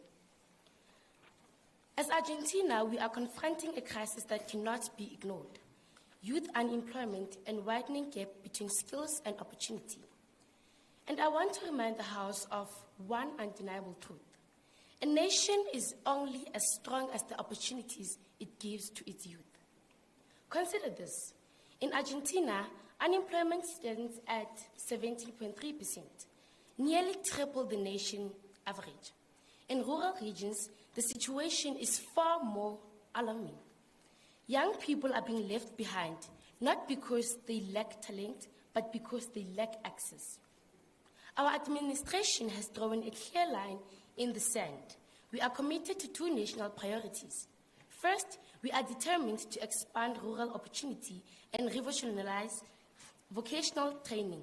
We are rolling out the Federal Rural Youth Skills Program, which is a nationwide initiative that connects rural communities with digital skills. Secondly, we are tackling youth unemployment head-on by scaling up apprenticeships. Through the Youth Work Argentina Act, we are partnering industries with education. This act mandates that companies receiving government incentives must offer apprenticeship placement for young people aged 18 to 25. Unfortunately, we cannot do this alone. We are seeking technical expertise, international funding, and knowledge-sharing partnership because we believe that an investment in Argentina is an investment in global stability. As Argentina, we envision a future where a young woman in rural Cordoba learns precision agriculture through German-funded apprenticeships, where a young man in Patagonia earns a certification in renewable energy maintenance with Japanese technology expertise. Because, Excellencies, remember, we cannot talk about the future while excluding the people who live in it. And when we make decisions today, remember this. I thank you all.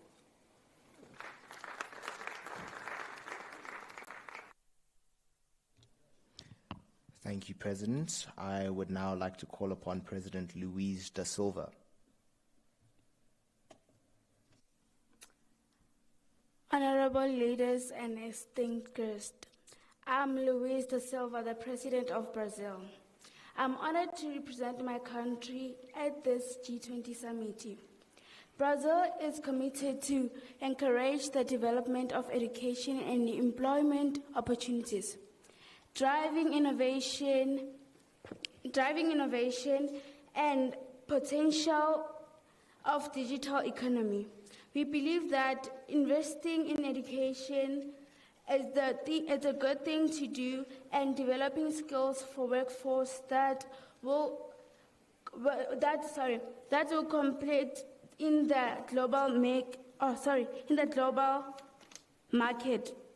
Our government has implemented the innovation to extend across to equal education, and also train vocational training and entrepreneur programs. Brazil Digital is driving with growth, startup ecosystem, and significant investment in digital infrastructure. As Brazil, we are planning to innovate and give young people opportunity in making their dreams come true, also in making job creation and ensuring that they all benefit in education, technology, and also that our infrastructure is stable. I thank you.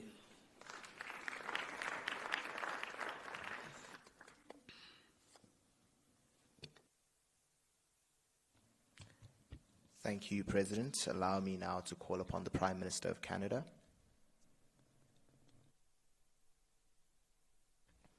Honourable Chair, esteemed delegates, and distinguished youth leaders, Canada rises today with pride and purpose to stand alongside fellow G20 nations at this historic Junior Summit held on African soil. I extend sincere appreciation to the host nation, South Africa, for championing the voices of young leaders through this dynamic platform. Delegates, our world is changing faster than ever. New technologies are redefining the way we work, learn, and live. Yet this rapid progress comes a shared responsibility to ensure that innovation does not leave anyone behind, especially our youth. The Government of Canada is committed to building an inclusive digital economy and strengthening education systems that empower every young person to thrive in the future we are shaping together. Canada champions inclusive education from early childhood to adulthood. We're expanding lifelong learning programs, retaining opportunities and online education platforms to ensure no learner is left behind. In a world where one degree is no longer enough, Canada believes education must be continuous, creative, and connected to real-world change. To confront youth unemployment, Canada has launched bold initiatives like the Youth Employment and Skills Strategy, linking students directly with employers through internships, mentorships, and innovation hubs. We are also strengthening our apprenticeships networks because practical, hands-on learning is just as vital as textbooks and tests. Canada's strategy is clear. We are not just preparing youth for the future, we are preparing them to lead it. But no nation can solve these challenges alone. As fellow G20 members, we must collaborate across borders, sectors, and systems. We call for, firstly, a global education innovation pact, where countries pool digital tools, curriculum models, and best practices to reform outdated systems. Secondly, share investments in digital infrastructure so rural learners in Ghana, Alberta, or Indonesia have equal access to opportunities. Thirdly, youth-focused employment strategies that prioritize green jobs, tech startups, and socially responsible enterprises. Honourable delegates, today's summit is not just about speeches, it's about shaping solutions. Canada is ready to co-lead global partnerships, support emerging economies, and share open access education tools. We believe digital innovation must not be a privilege, it must be a right. Let this be the summit where bold promises turn into collective action. Thank you, Prime Minister Trudeau. Your time is concluded.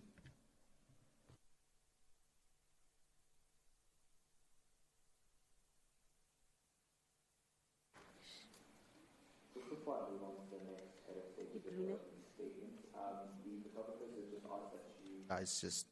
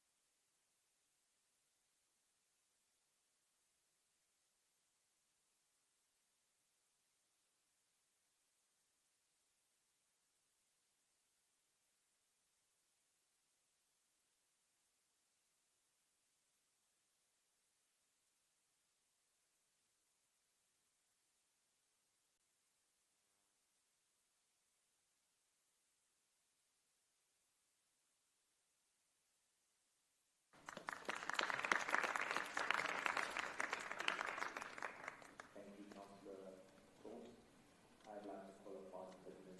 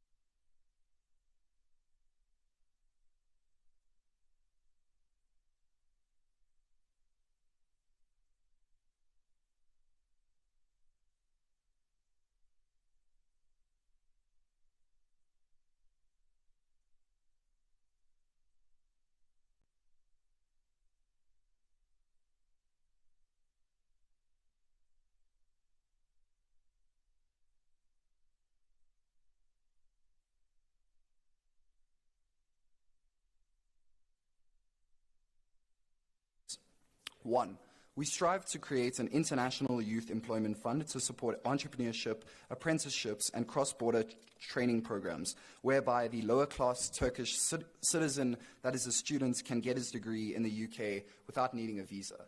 2, to launch a global green skills and innovation program linking climate action with youth education, employment, and digital empowerment.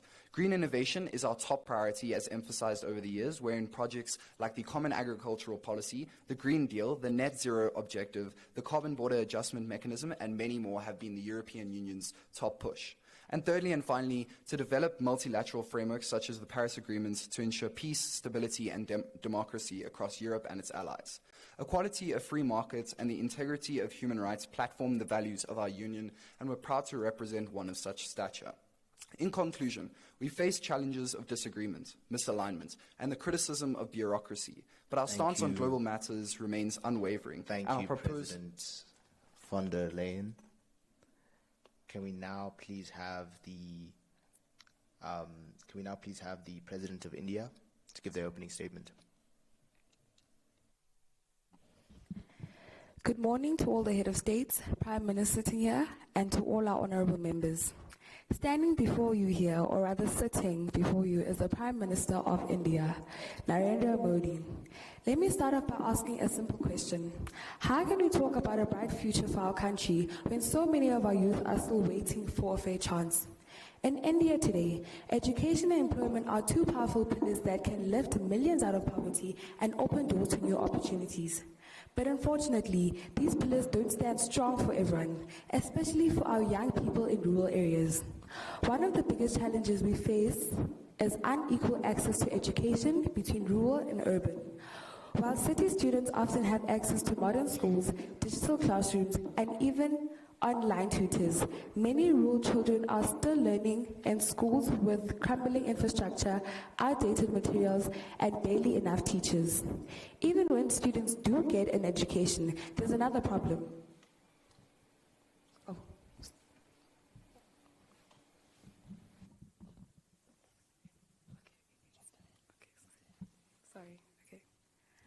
A mismatch between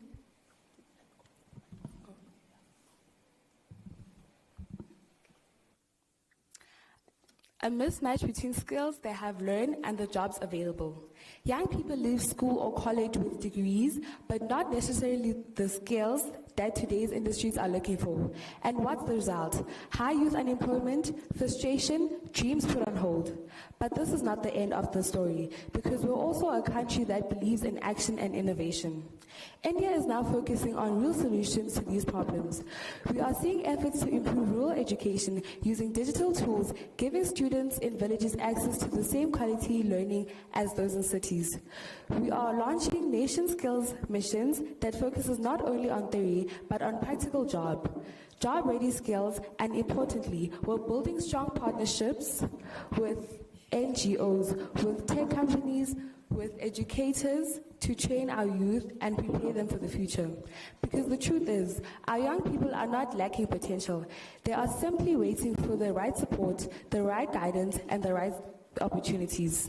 Firstly, we plan to deploy affordable digital tools in villages. This means providing cheap access to use technology like mobile apps, internet access, tablets, or computers in rural areas. Our goal is to ensure that people in our villages have access to education, government services, healthcare, and farming advice using technology. For example, giving farmers access to weather apps or market prices apps in local languages. Secondly, thank you, President Modi. Your time is concluded. Okay, thank you.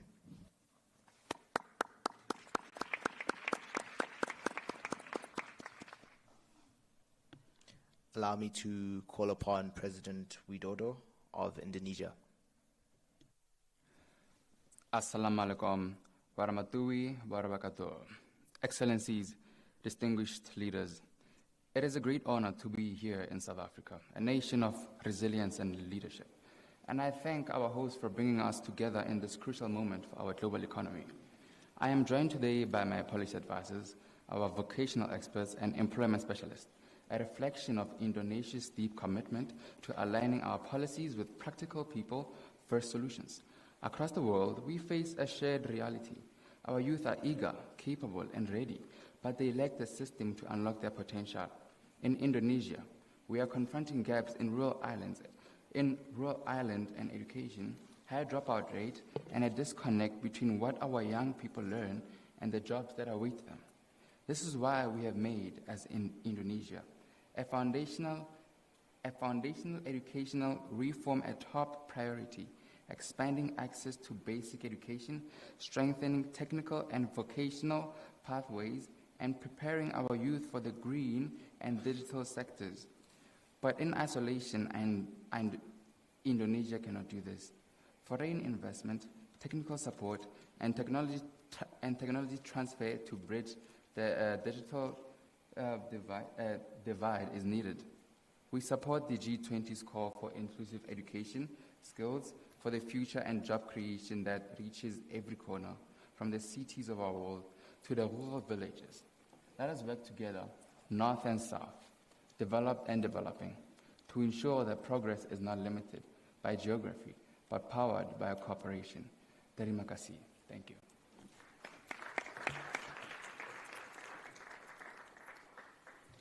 Thank you, President Widodo.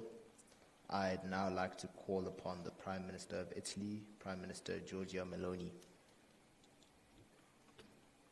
Distinguished delegates, honored chairs, Italy is proud to take its place today among this esteemed assembly of global partners at a time when the future of education is technology demands and shared resolve and coordinated action. As a founding member of the European Union and a country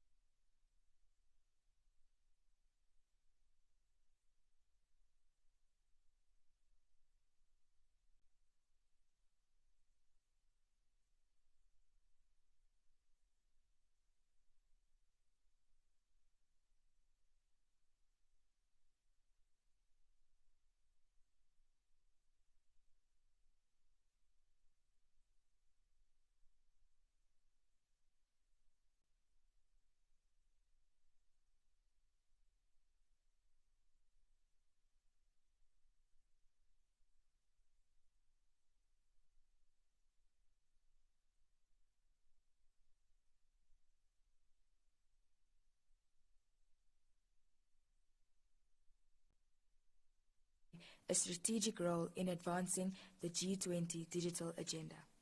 South Korea has earned its reputation as a trailblazer in leveraging education as an engine of national competitiveness and innovation, with a multifaceted approach that emphasizes global leadership in STEM education and digital learning, lifelong learning and retraining programs for older workers, vocational education for high-tech and green sectors, and international educational partnerships via soft diplomacy. The nation continues to redefine the landscape of learning. However, the nation also faces domestic challenges, including intense academic pressure affecting youth mental health, a growing skills mismatch between educational outcomes and labor market needs, and the complexities of retraining an aging workforce. Thank you.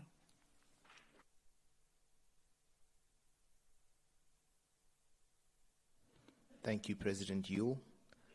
I'd now like to call upon Mexico, President Andrés Obrador.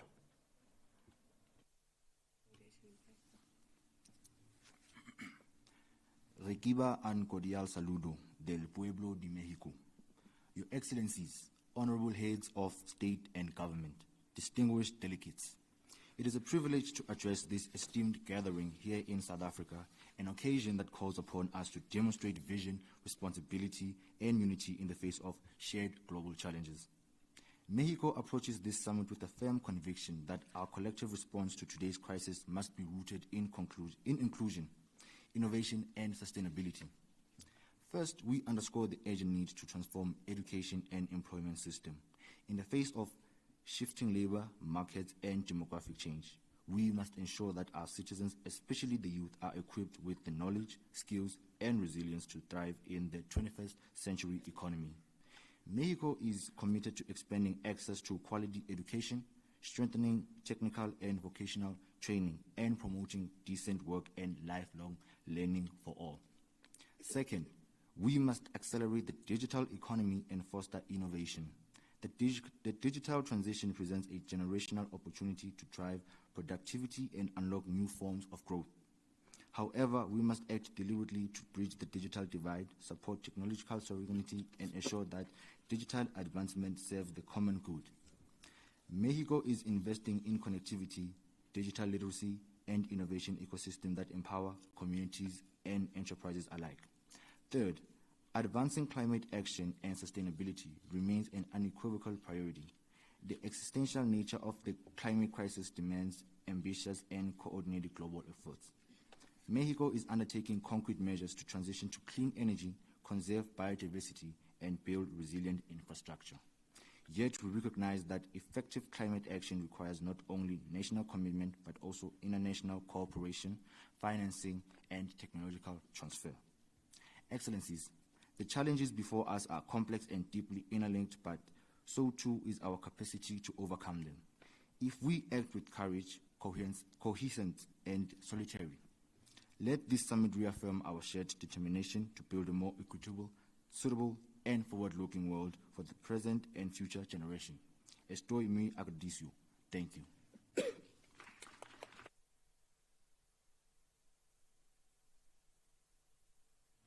Thank you, President Obrador. I'd now like to call upon the President of Russia, President Vladimir Putin, to give their opening statement. Dobry den, leaders and everyone in attendance. I appreciate this opportunity to speak in front of you today and as a representation or as a representative of Russia. As you know, Russia is a nation that has given birth to some of the most brilliant minds in human history. It was and still is one of the most successful countries when it comes to the quality of education, which can be proven by the 99.6% literacy rate it has, and also the development that it has when it comes to scientific research. From great minds such as Mendeleev to visionaries such as Stolkovsky, we say to you now that these milestones are not just historical facts, but they are a living foundation we continue to live upon. These milestones weren't accidents, but they are the result of deliberate investments in education. So today we come before you to revive the spirit of innovation, not alone, but through collaboration. With your collaboration, we aim to enhance STEM education and develop technological expertise in future industries by firstly increasing the funding for both STEM schools and universities, create joint research programs with leading technicians, and lastly, support startup incubators focusing on technology. In that way, we aim to equip our youth with the necessary skills needed to thrive in this technological era. So we call upon our G20 partners to help us create a better nation and a better world. Thank you.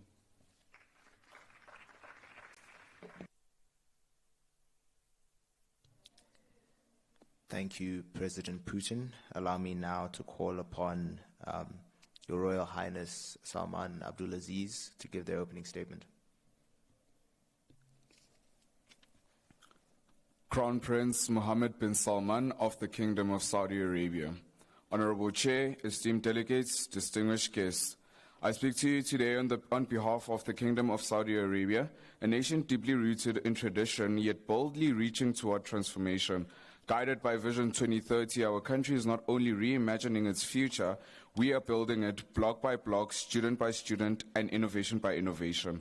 Our generation faces three defining responsibilities: educating for a changing world, employing youth with dignity, and healing a planet under pressure. Today I speak to these goals not as distant hopes, but as shared obligations. In Saudi Arabia, we believe education must be more than textbooks and tests. It must be a ladder that lifts youth into purpose, creativity, and self-reliance. Through the Human Capability Development Program, we are transforming classrooms into launchpads for careers, entrepreneurship, and global citizenship. We are embedding digital fluency, critical thinking, and problem-solving into our curricula. We are expanding technical and vocational education across the kingdom, recognizing that dignity lies not in the title of a job, but in the value of contribution. And we are creating youth employment quotas, not to exclude, but to ensure opportunity reaches our own communities. This is why Saudi Arabia calls on this summit to support the global G20 Youth Employment Compact, promoting skills exchange, global apprenticeships, and regional entrepreneurship funds to turn education into employment worldwide. We stand at the dawn of a digital era. In the kingdom, we are making this transformation count for everyone, not just the connected few. Through Saudi data and artificial intelligence, our national AI authority, and a nationwide cloud-first policy, we are training thousands of youth in cybersecurity, AI, and digital entrepreneurship. But progress is nothing if it leaves people behind. That is why our Universal Service Fund is bringing broadband and mobile digital training to rural areas, because the next coder, innovator, or leader may live far from the capital, but never far from ambition. We support a G20 Digital Equity Pact to ensure every learner in every region has access to the tools and training they need to thrive in a digital world.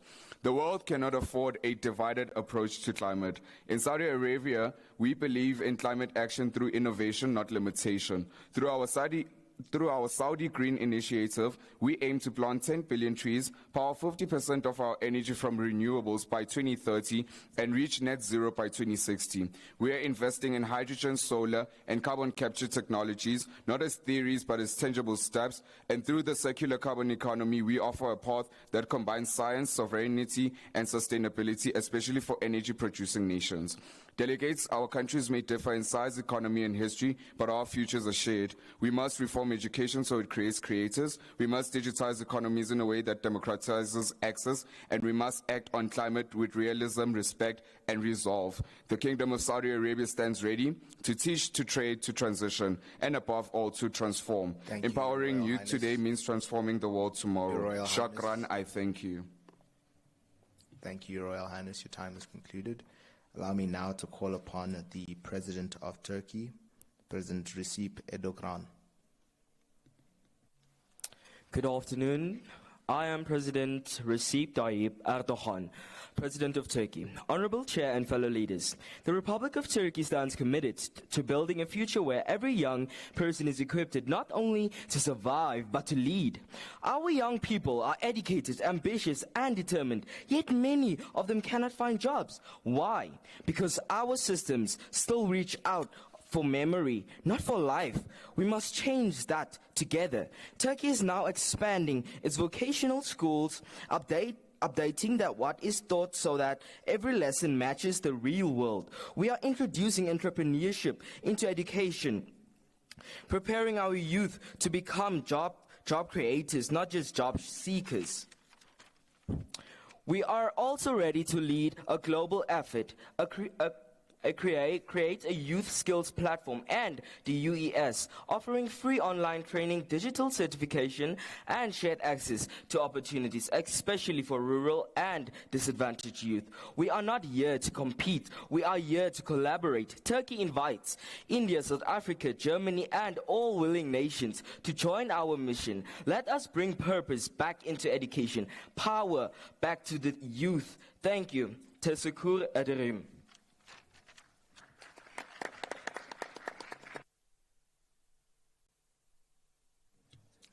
Thank you, President Erdogan. Allow me to call up Prime Minister Sunak for their opening statement.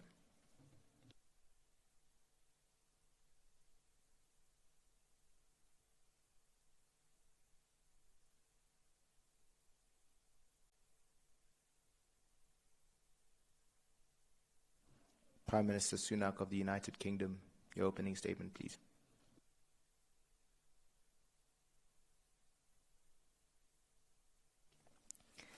Honourable Chair, esteemed delegates, the United Kingdom is pleased to join G20 nations in addressing one of the most defining challenges of our times, preparing our people for the future of work. We are at a pivotal moment. Rapid technological changes are reshaping the global labour market, and it is our shared responsibility to ensure that education systems keep in pace. We, as the United Kingdom, our domestic priorities reflect this urgency. We are committed to expanding apprenticeships in high-quality technical qualifications. These routes must be seen not as alert alternatives to academic pathways, but as equally valuable and central to building a workforce that meets the needs of modern industry. Our aim is to create a system where every young person has access to real, practical routes into skilled work, and where employers are directly engaged in shaping and supporting that journey. At the same time, we are investing in digital capabilities and AI skills, not only for those entering the workforce, but across all stages of life. Digital transformation touches every sector, and we must ensure our citizens are equipped to participate, contribute, and to lead in this new era. That means building strong foundations in schools, but also creating flexible opportunities for adults to retain and upskill. Indeed, lifelong learning is no longer optional. It is a necessity. The idea that education ends in one's early 20s is increasingly outdated. In the UK, we are reforming systems to make learning throughout life more accessible, more affordable, and more responsive to change. We are embedding learning as a continuous part of working life, not a luxury, but a right. Our vision is a simple one, a society where everyone, regardless of background or postcode, has the chance to gain skills, retain when needed, and find meaningful work. The United Kingdom thanks you.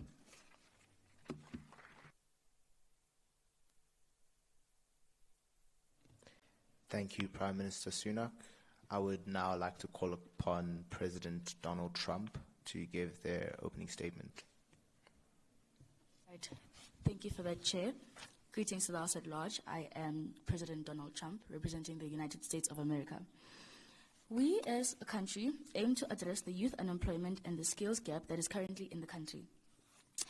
We aim to strengthen the STEM education and digital literacy within our country, and to expand and make community colleges more accessible and more accessible and affordable for the people, so that less youth is uneducated.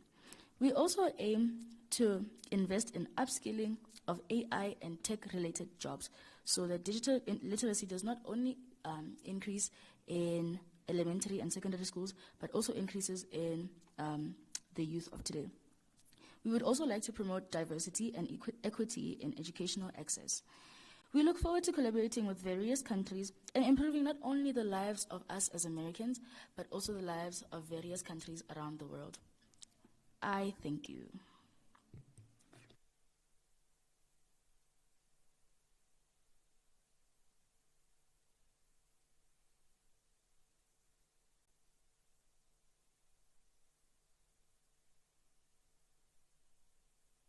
Okay, thank you for those opening statements. I will now take a round of hands from countries wishing to respond or offer reflections. as the host country, I think it's fair or fitting that we go last.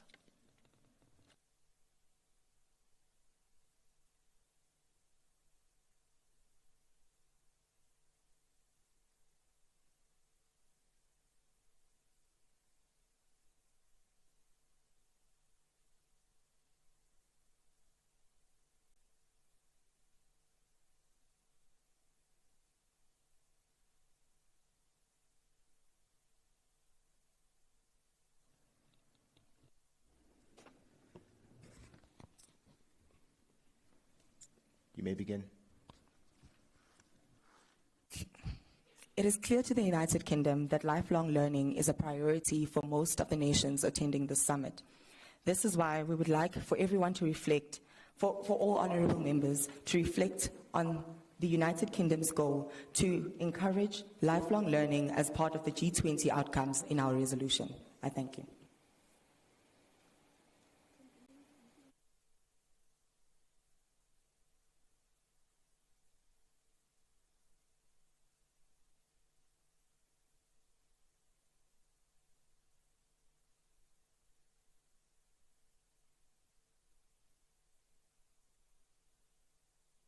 The United Kingdom, you have been noted.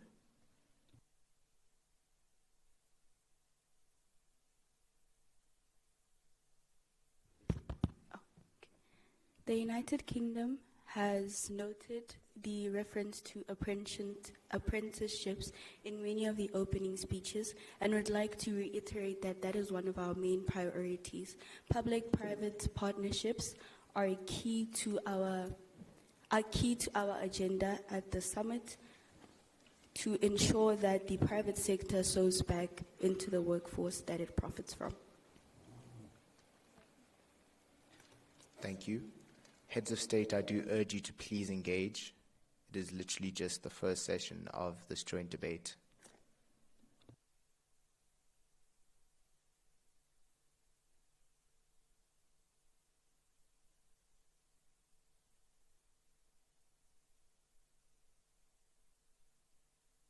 South Africa, you are noted.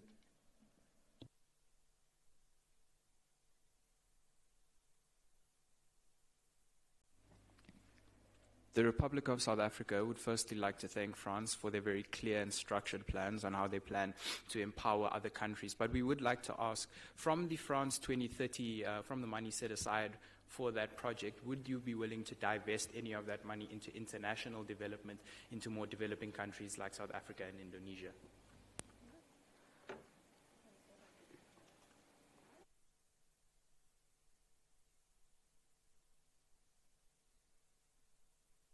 Germany, you are noted.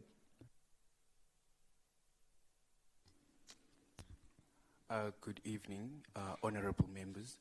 From Germany's side, we were taken off back. We were confused as to how are we supposed to vote and how is it proceeding. We were not properly explained to that. Could you please properly explain the voting processes of these nominations?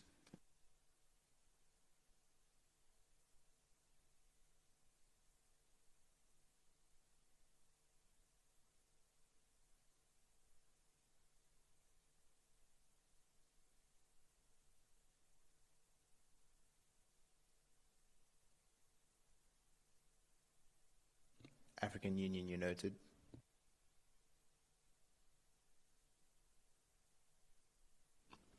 Chair, would just like to ask in terms of digital economies, what these countries are basically standing with or what they envision. Is it digital skills development or is it digital entrepreneurship, or do they want to promote access and innovation?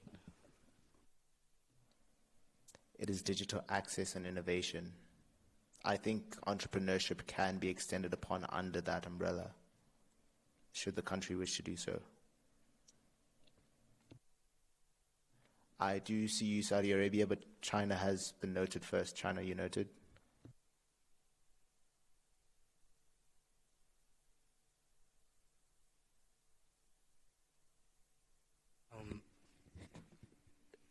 I highly disagree about the U.S. stating that they implement equity and diversity, which is really false.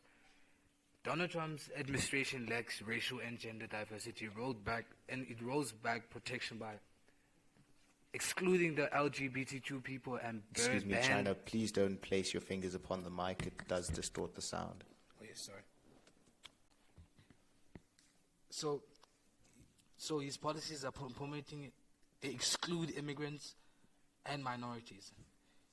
His often rhetoric targeted marginalized groups, and his actions did not support inclusion or equity. Overall, his records show a clear opposition to equity and diversity efforts. Saudi Arabia, you noted.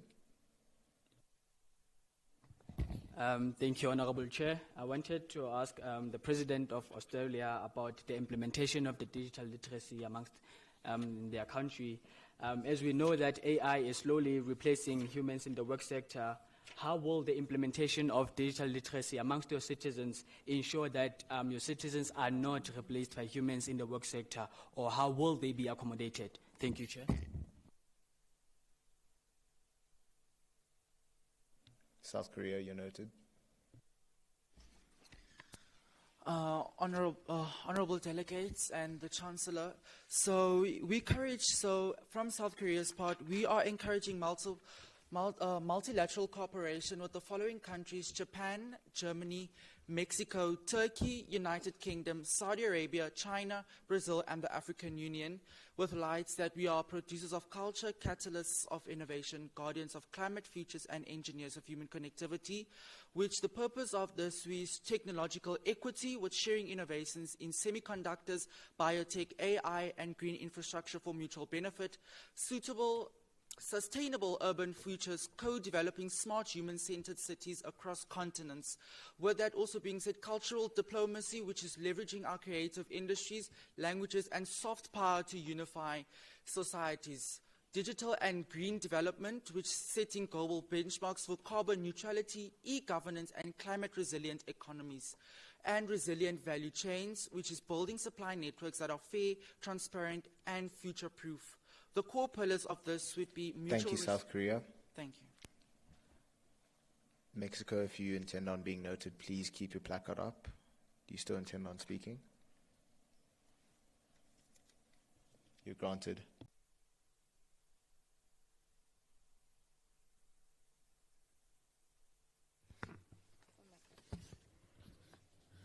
Okay. Good morning to the Honorable Chair. In Mexico, education is a constitutional right, but we acknowledge the gap between access and opportunity. But also, we are lacking in the secondary education, where there is high dropout due to unemployment and some students that have to provide their families. Also, the government and NGOs interventions that have been implemented, they are working slowly, which is why we are asking for alliances with the United Nations. Thank you.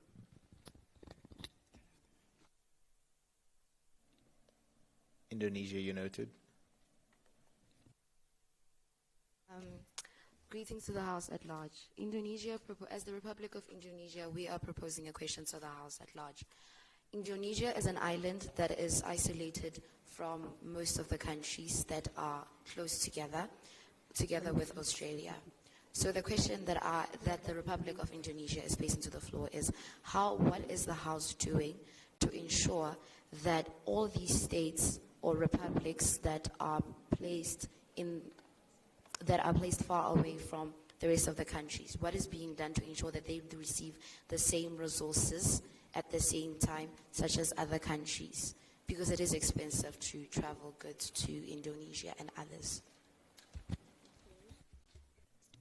Thank you. For the sake of urgency, South Africa. Good morning, Honorable Chair, and to the House at large. I just have a question for the the United States.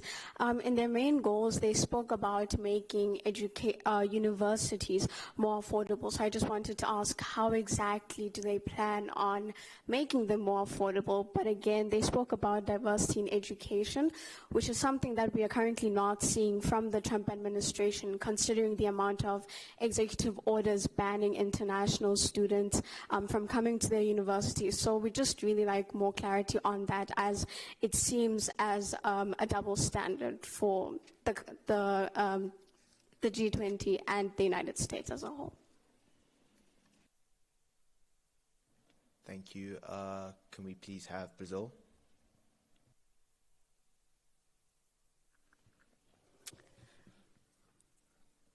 Good day.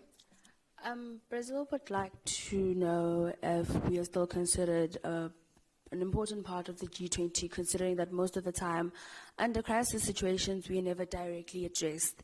And if so, we are directly addressed after a certain period of time, after our BRICS members have helped us.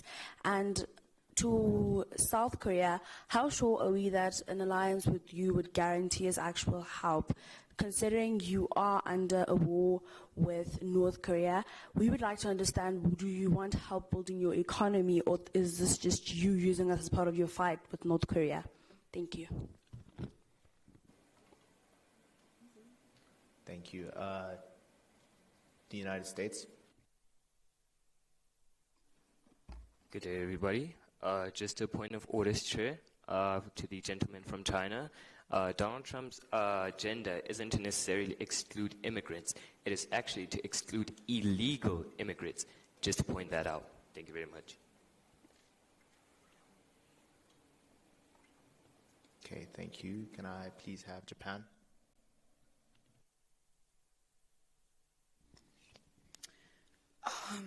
Good morning to the House at large. My question would go to the African Union. So, the African Union was created to unite, protect, and empower African nations. But today, it acts more like a club of presidents than a union of people. When Africans were killed, abused, and silenced, they in the AUA often responds with nothing more than a statement. What is a good union that can't even defend its own people? Thank you. Thank you. I would just like to note that I'm going to go around to countries that haven't had a chance to respond yet. So that's who I'm prioritizing.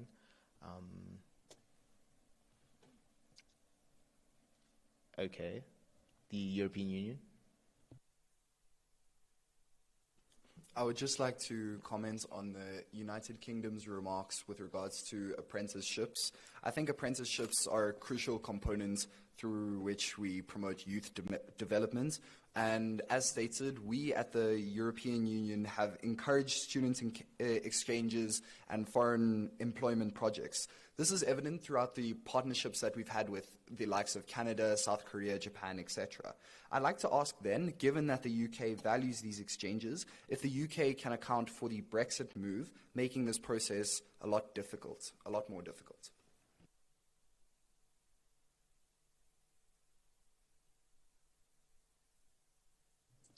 Okay, thank you. Can I please have Germany?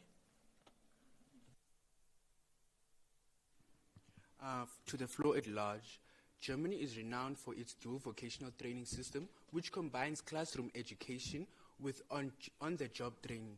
This system is the key reason for Germany's low youth unemployment and highly skilled workforce. We would like to implement our program throughout the G20 nations and the world. This will improve youth employment through the entire world while moving into the new era of Industry 4.0. Thank you. Thank you. Can I please have Turkey? Hello. To Saudi Arabia, given our energy as Turkey needs a regional role, how can Saudi Arabia partner with us more fairly, beyond just exporting oil, such as in tech or joint research? Thank you.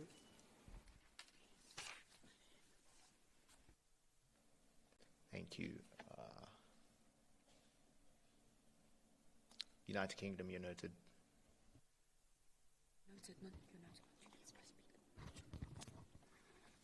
To respond to the EU's question about our exit from the European Union, we would like to emphasize that before we perform on the global scale, we must consider the needs and wants of our citizens first. Before we left the European Union, we had a vote and our citizens decided. And because we are a democratic country, we followed through. After Brexit, to fill the gap of our move, we introduced the Turing scheme as our global replacement to ensure that we do not inhibit these apprenticeships and public-private partnerships we're trying to implement. Thank you. Thank you. South Africa, you're noted. You had your placard up at some point.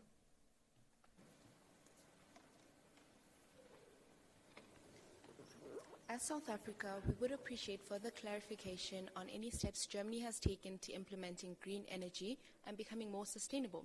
And besides Germany, which countries would be benefiting from this goal? Thank you.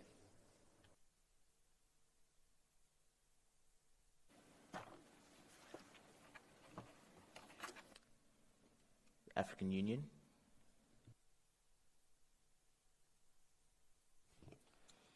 To respond to the claim that African Union is just a body of presidents, I think that is just untrue.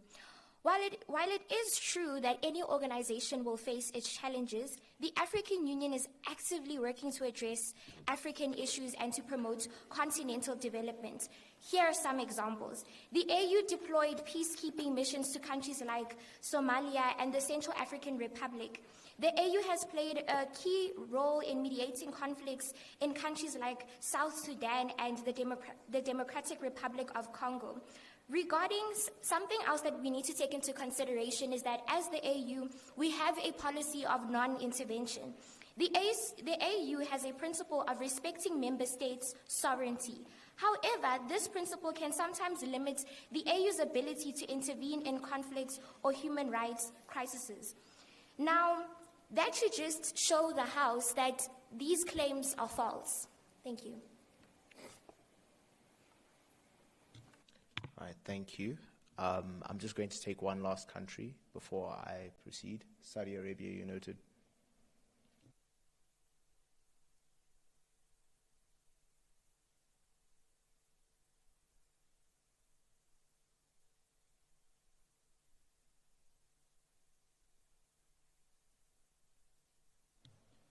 Saudi Arabia, do you not intend on speaking any longer? To answer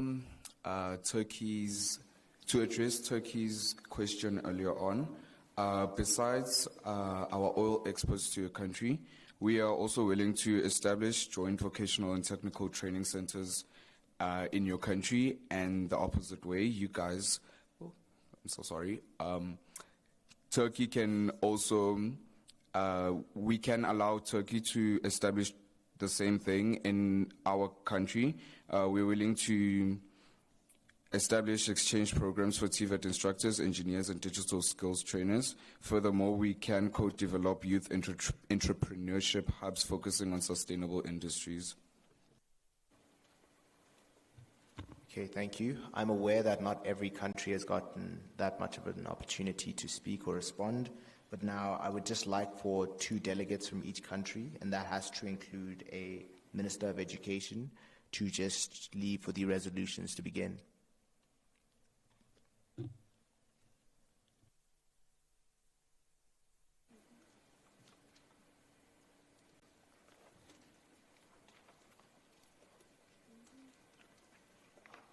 Please, can we do that urgently?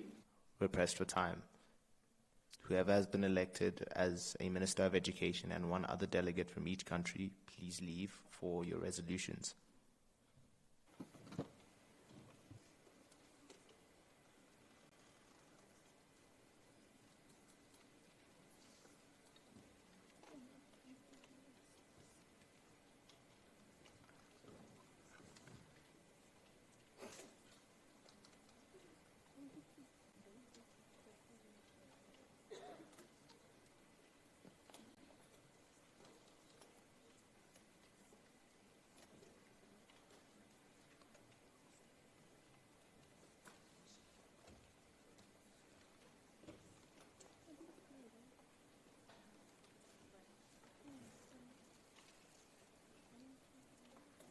Just a reminder, only 2 delegates from each country or union.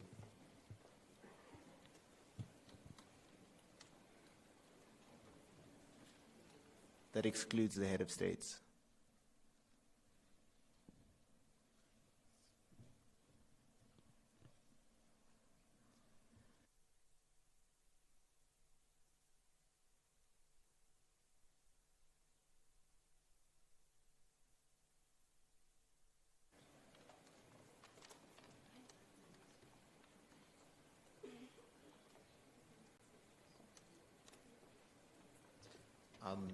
Honorable guests, nobody's allowed to use that door, protocol reasons. So please exit from the other exits.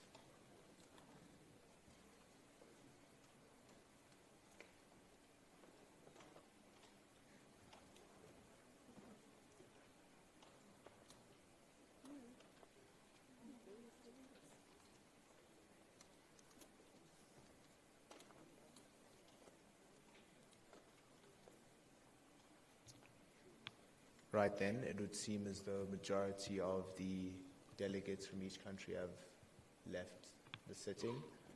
I would now like to invite any heads of state to offer an input, commentary, or responses to do so on what they've recently just heard for the second session.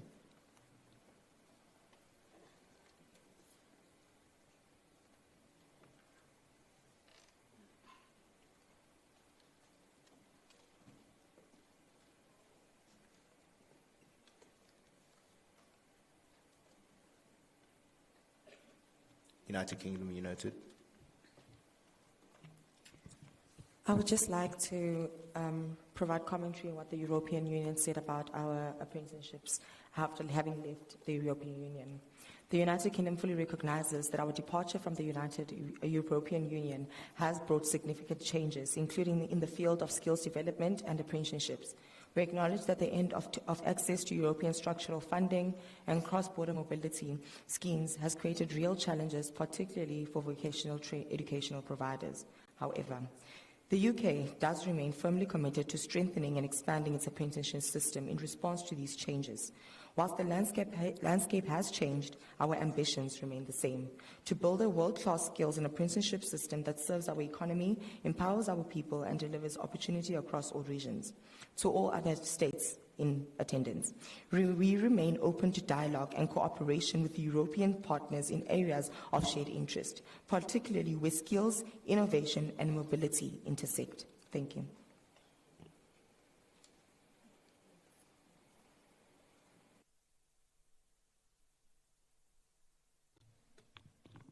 Australia, you noted. Delegates, to answer the question that came from South Africa, to ensure that AI doesn't replace essential human activity across the world, especially in ways that lead to mass unemployment, loss of skills, as Australia, we promote job creation in green tech, care work, and creative industries, which are areas that are less susceptible to automation. Thank you.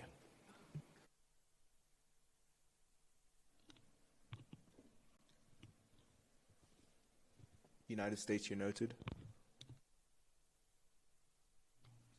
Right. I'd like to reply to South Africa. I do not understand what is meant by double standards in this case when I am trying to have both a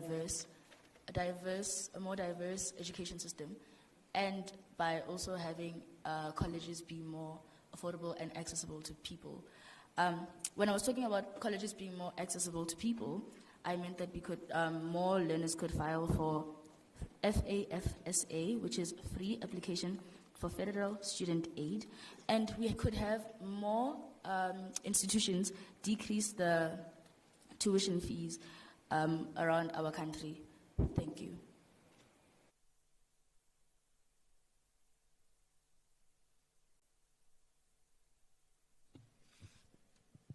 African Union.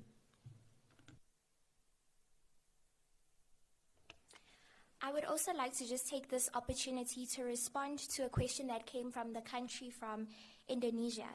So the African Union would like to support Indonesia through global partnerships, especially via South and South cooperation. We would have shared development projects, especially in agriculture, health, and education, especially education because this is the discussion of the day. We would have scholarships and research, knowledge sharing, and joint efforts in climate change and adaptation and disaster response. So the AU cannot give necessarily a direct aid to Indonesia, but it promotes mutual support, global unity, and shared growth that we would be providing.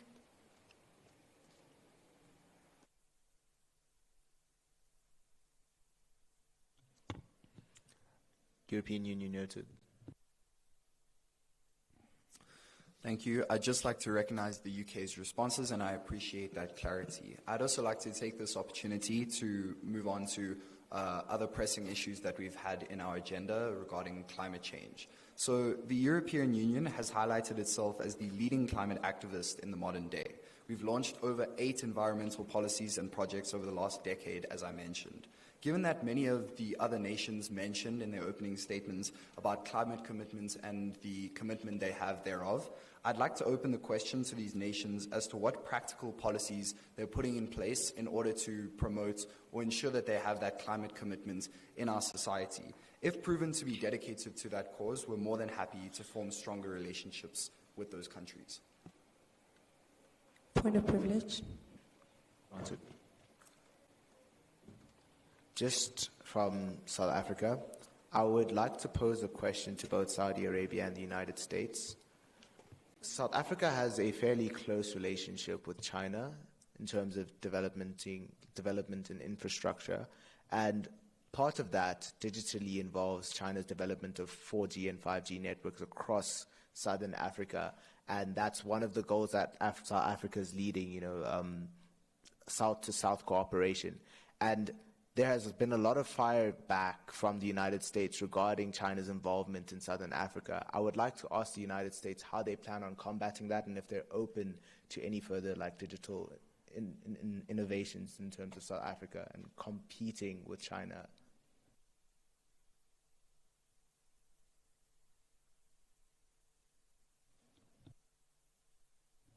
South Korea. I'd just like to respond to Brazil's question about would we use them with our war in regards to North Korea. We are building a multilateral connection between nations regarding technology. We will not be using any of our allies or countries with our war with North Korea. Thank you. Thank you. Argentina, you noted. Thank you. With response to Japan, as Argentina, we support the proposal regarding reduced tariffs, exclusive trade arrangements, infrastructure deals, and in return receiving scholarship, teacher trainings, curriculum development, digital education, educational technology, and also infrastructure. Thank you. Germany, you're noted. We would like to answer the question that was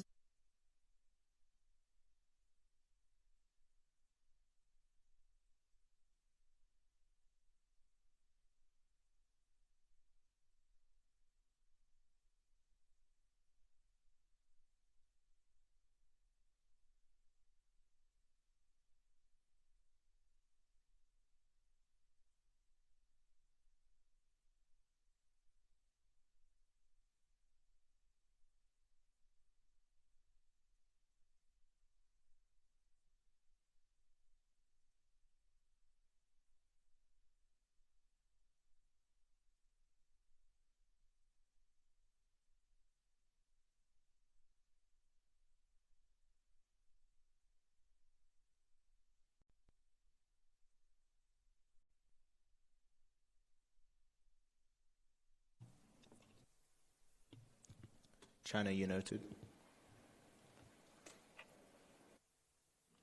Point of personal privilege, sir.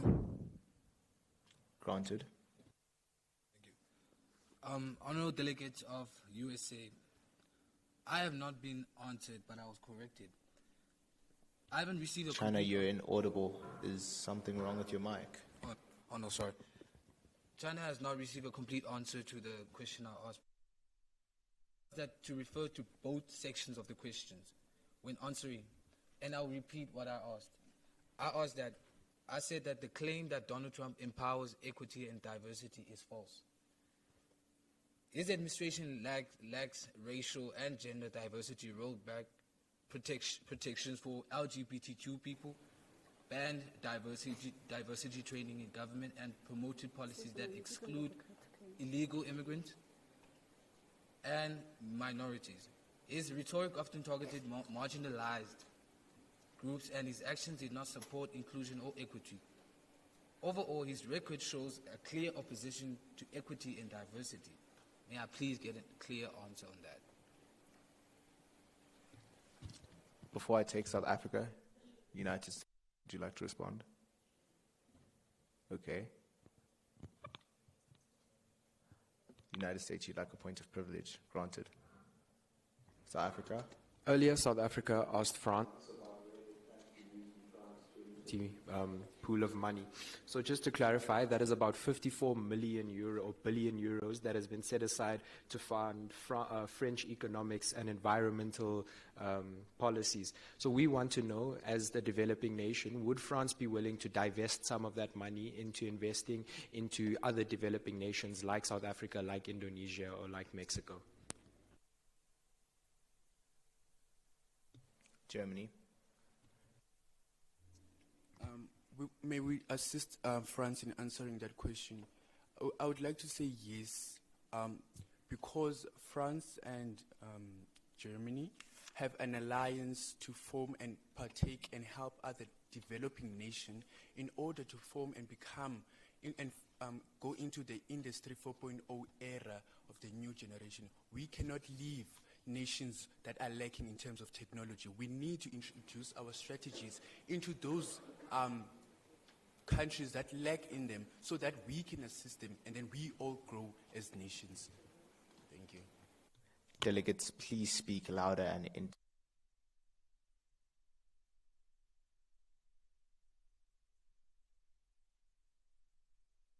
to the African Union. 60% of the African Union's budget is externally funded. How do you plan on addressing such an issue?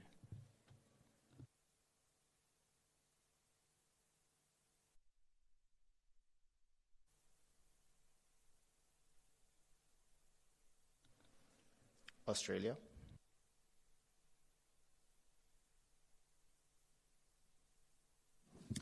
As Australia, would like to ask what incentives can Germany offer to reform, and how can they structure partnerships to promote mutual respect? Responsibility, sorry. Thank you.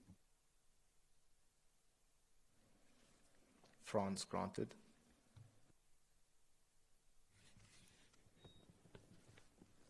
Okay, we have a question for United Kingdom on how they are planning to develop their educational sector or the country, because they have an inequality rate of 46%, which does not seem to be lowering down. Thank you.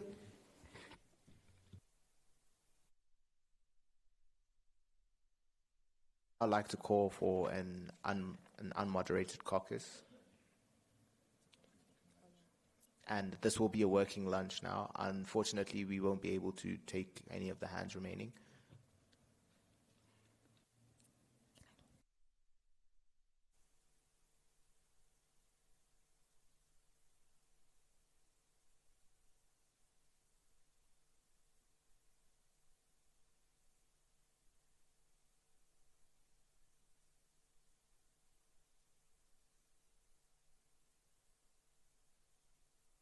Delegates, you're more than welcome to use this exit. We will return at 1:30.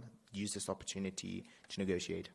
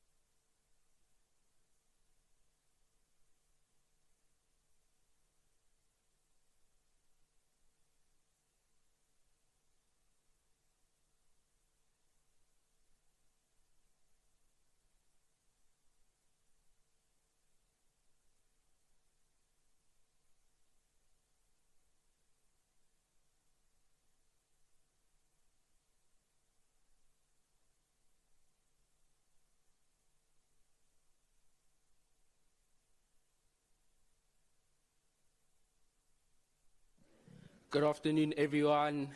It's Mpilo. If you don't know who Mpilo is, it's me.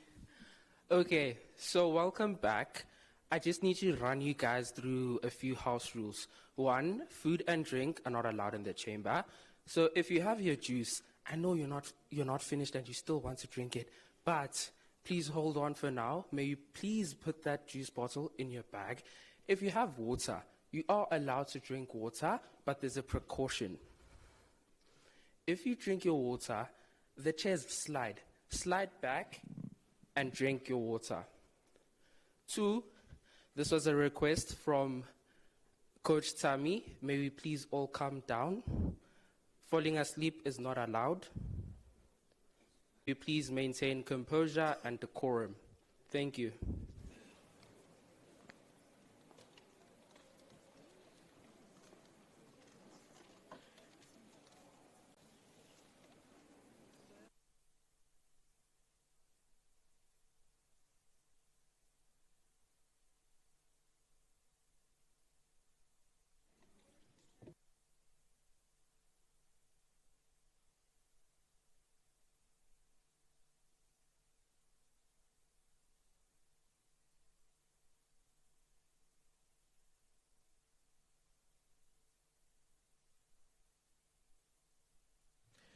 Okay. Welcome back to all of you. Before we begin the unmoderated caucus session, I'd just like to let you guys know that I would prefer that I'd like to let you honorable members know that the previous session there wasn't that much engagement, especially from the time you're taking in between deciding when you want to respond to something. Please can we not have that kind of situation, because we are running on time. But more than that, can you honorable members please try to be as audible as possible, especially when you're speaking into mics, because the media can't hear you and people from upstairs won't be able to hear you, and the people you are engaging with won't be able to hear you, so please. Now we're moving into the unmoderated caucus session. Are there any countries that have formulated any documents that they would like to present regarding any issues that they found?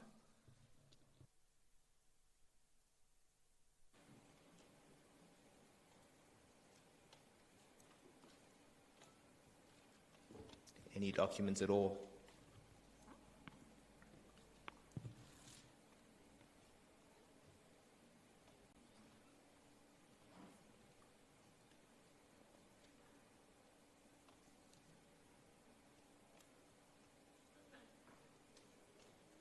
France, you're noted.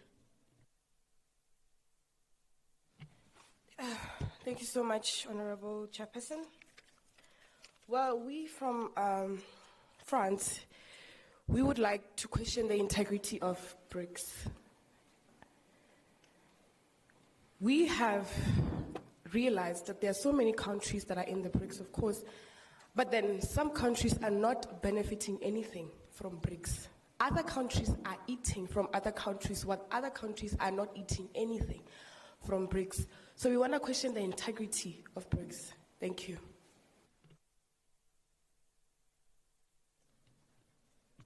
United Kingdom, you're noted.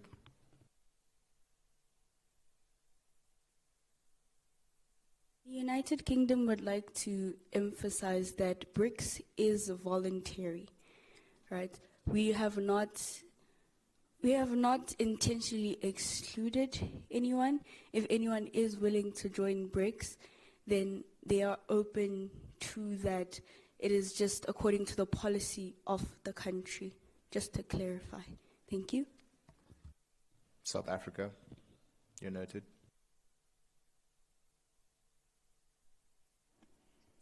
Chair, we think it's incredibly offensive that France can levy such a huge claim towards us without any proof. Notice, in her accusation, there's no names, there's no cause. All we know is that somewhere, someone is starving. We don't think you can blame 4 nations trying to make sure the world is a more fair place for all the inequality of the world. Thank you. Mexico, you're noted. All right. Thank you, Honorable Chairperson. My question is very direct to United States. So we have a very huge distrust to the exclusive policies you create, and the result in harsh consequences in us, Mexico. So what guarantee can we get that the policies you set are advantageous for all of your alliances, but we, your closest neighbors, are suffering? Thank you.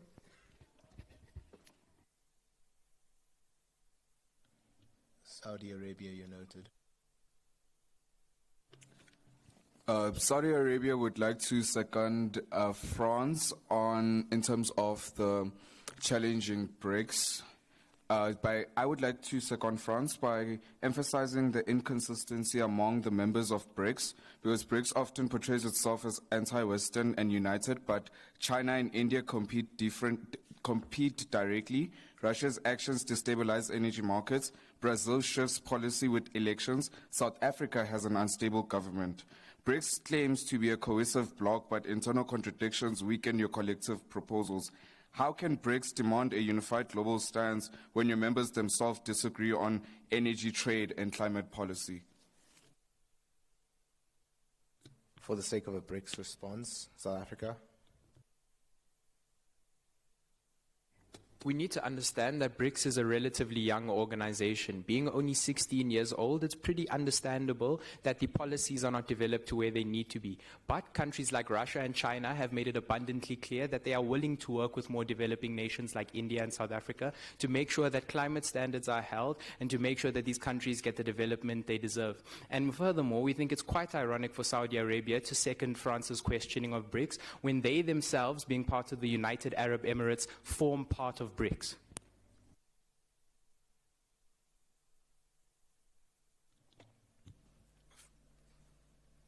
China noted.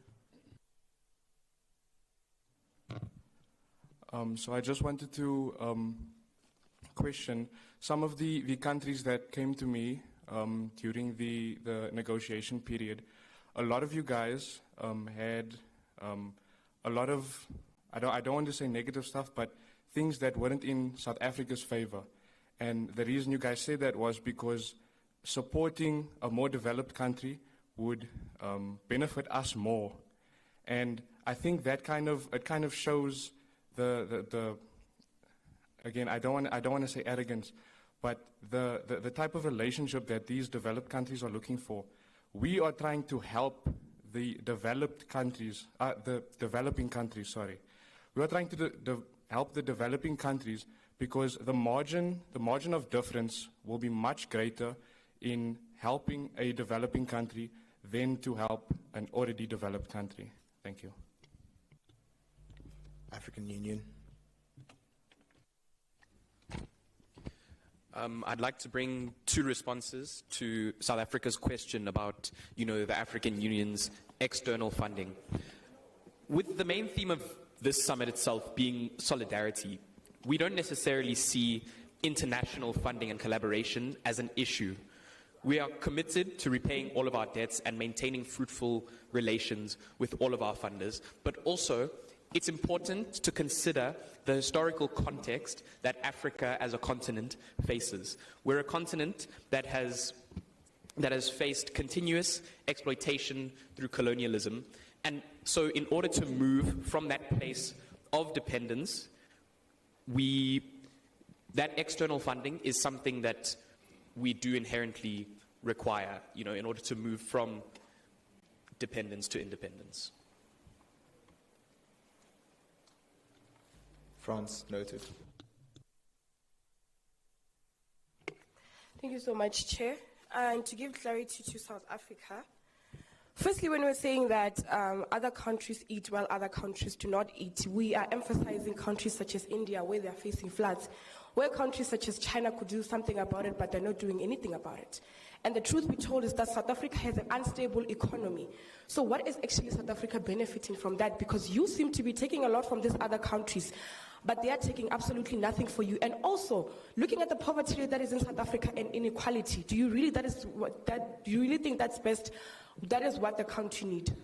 Thank you. For the sake of a South African response, I think it's fairly ironic that France is pointing fingers right now when the stability you claim to talk about comes directly from West African countries? Please engage. Jeremy, you're noted. As Germany, I would like to point out the favoritism that is within this room. There are so many problems that have been stated, but then none of them have been addressed seriously or been addressed directly. And then other countries have not been given the opportunity to respond. Yet South Africa has been given multiple opportunities to respond to the matters that they have brought to them. We also noticed that there is no productivity in this meeting.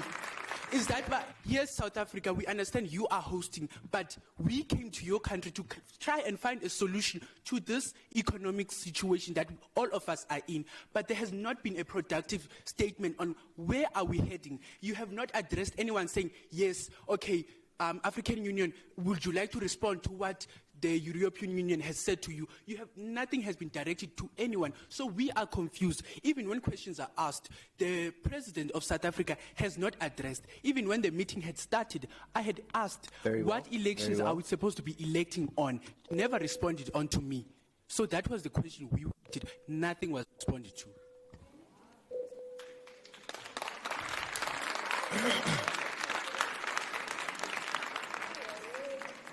I'm going to engage with that question in a very specific way. At the beginning of this session, everyone was given a period of time to respond and give the answers they had for all the negotiations and conversations they had outside of the chamber. That period was meant to be around 30 minutes. You had 45. As Germany, you aren't one of the countries that had given one of those responses. I find it fairly ironic that you are pointing to South Africa, who has been engaged in questions, yet I've had very few answers to the question posed to you as a country, as a chair of this joint debate. I understand that some of you may be frustrated at the fact that you don't get an hour to speak, but it was said on the program you each get 3 minutes to give an opening statement, and then responses should range from 1 minute. If you have a problem with that, I suggest you don't speak.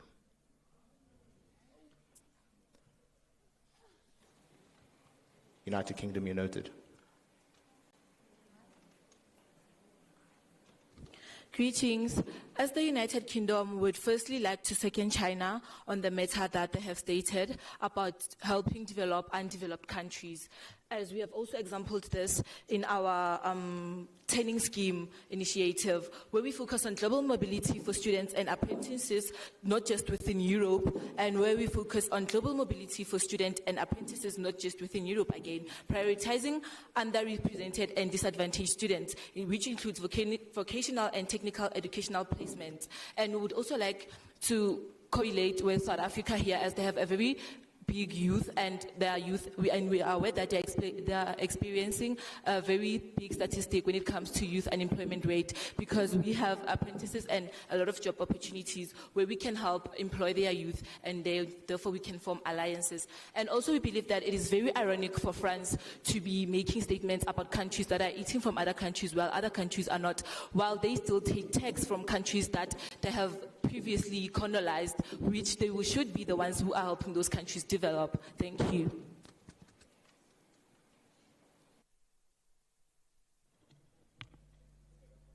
Indonesia, you noted.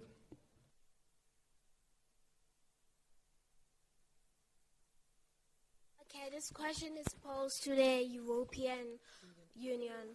Is the Europeans' commitment to global partnership real, or just a polite mask for economic control over developing nations?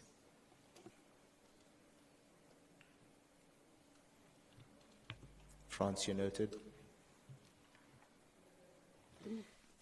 Thank you so much, Honorable Speaker. Firstly, Honorable Speaker, we are respectively elected heads of state of different countries. We demand to be respected. That is the first one. If what we're saying is not fair, it means that we have all seen that it is really not fair. So for you to tell us to keep quiet, we are embracing you with our presence while we're here. Not a favor. It's not a favor. And another thing that I would want to discuss is that I haven't gotten a response from South Africa about how really are they planning to bring up all that they have promised up in terms of development while they have, firstly, an imbalanced market system. How are we supposed to trust them even in trading? Because they allow what China is doing with the violation of the patent law. Because you would see that some of our products, Louis Vuitton, is being sold at $50 here, while we sell them for thousands of rands, or rather, dollars. So we would like to know how really are they supposed to keep up with their promises? And please, Speaker, please address us with respect. We are all presidents here. Thank you.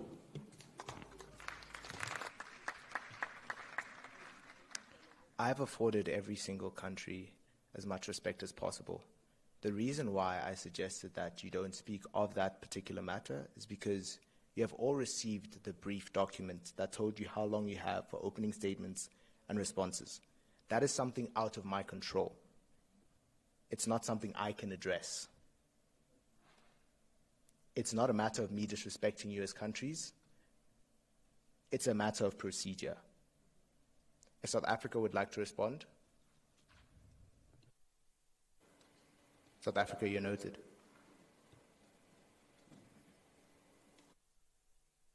Since France insists, let's tell you the policy that's going to develop the entire world. Firstly, South Africa is going to use vocational training, some of the best in the world, to develop skills that are in need, firstly in Africa. That looks like particularly things like coding, high-definition skills that are in need that other countries aren't able to produce at the same rate. Loaning South Africans out so they're able to fulfill the need in other countries. Notice then, this gets rid of employment issues, but secondly, it fulfills the need for countries that need specific skills. France doesn't offer any solutions, but empty threats. We do not invite people to speak badly about us and then offer no solutions in return. Saudi Arabia, you're noted.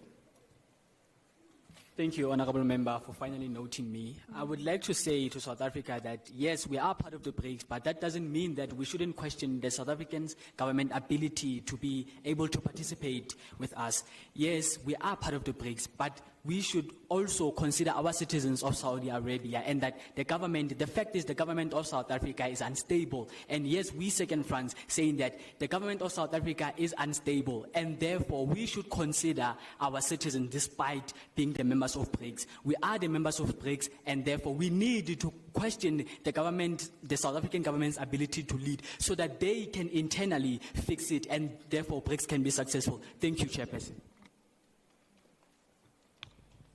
Saudi Arabia, I would just like to point out that you are representing your own country, so it's unprocedural to say that on behalf of South Africa. I don't think that's something that was discussed with South Africa themselves. Russia, you're noted. I would like to pose a question to France on why them as a country that actually has strong laws against discrimination was actually has laws that actually suppress Muslim girls and women from expressing themselves when it comes to sports and at school. Please elaborate more on that. European Union, you're noted. Our response to the idea that Europe is simply masking developments as a way to look good on the global stage. However, we've moved away from donor-recipient thinking.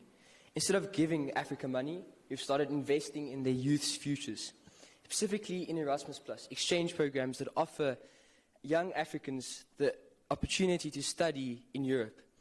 Not only does this give them the skills to make money, it changes the way Africa thinks. From thinking like, oh, if I ask this, I'll get that. From if I work hard, I'll make money like this.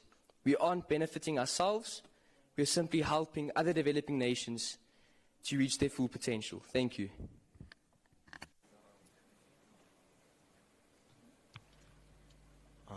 China, you're noted.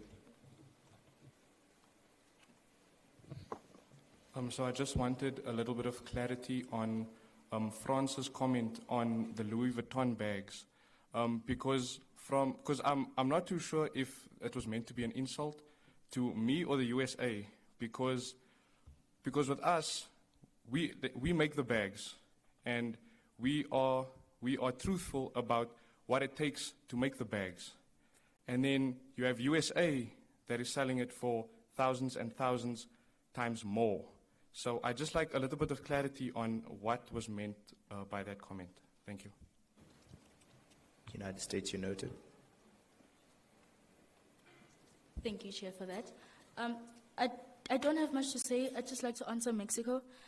Mexico, I think your question was a bit too vague when you were asking me what policies would not be, what's the word I'm looking for?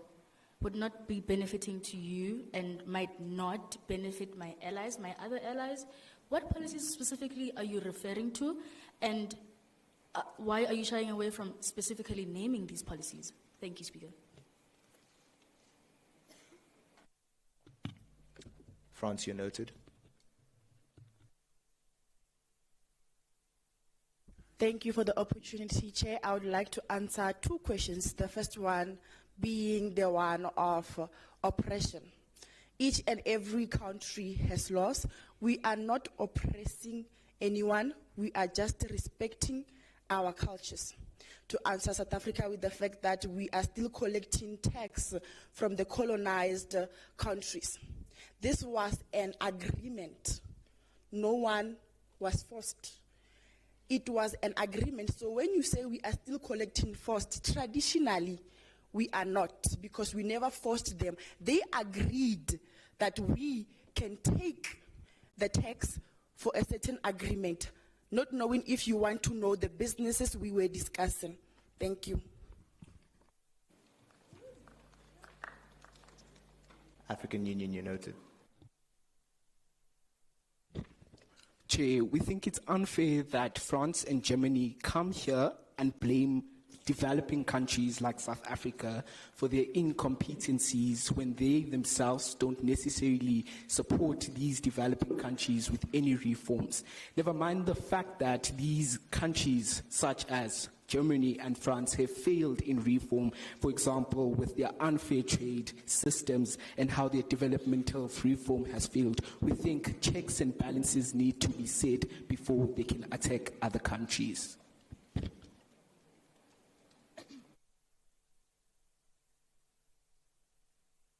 European Union, you noted. I'd like to express my gratitude to the following countries. In doing so, Indonesia, you can take note if this is a mask or if this is real collaboration. This is something that happened during the caucus. Brazil, Canada, and South Africa has sworn allegiance with environmental policies with the EU. I'd also like to open the floor to others willing to join us if you want to engage on the environment question that we already asked. Germany, this includes you. Given the fact that instead of criticizing our host, you can actually engage if you want something to talk about with the environment question that we asked. The second thing is also the AU has vowed youth employment with us, which is something that we're incredibly grateful for. We'd like to point out the conflict with the Turkey currently and whether they'd like to unfreeze their membership with the EU, if that's something that they value. Mexico, you're noted. Thank you, Honorable.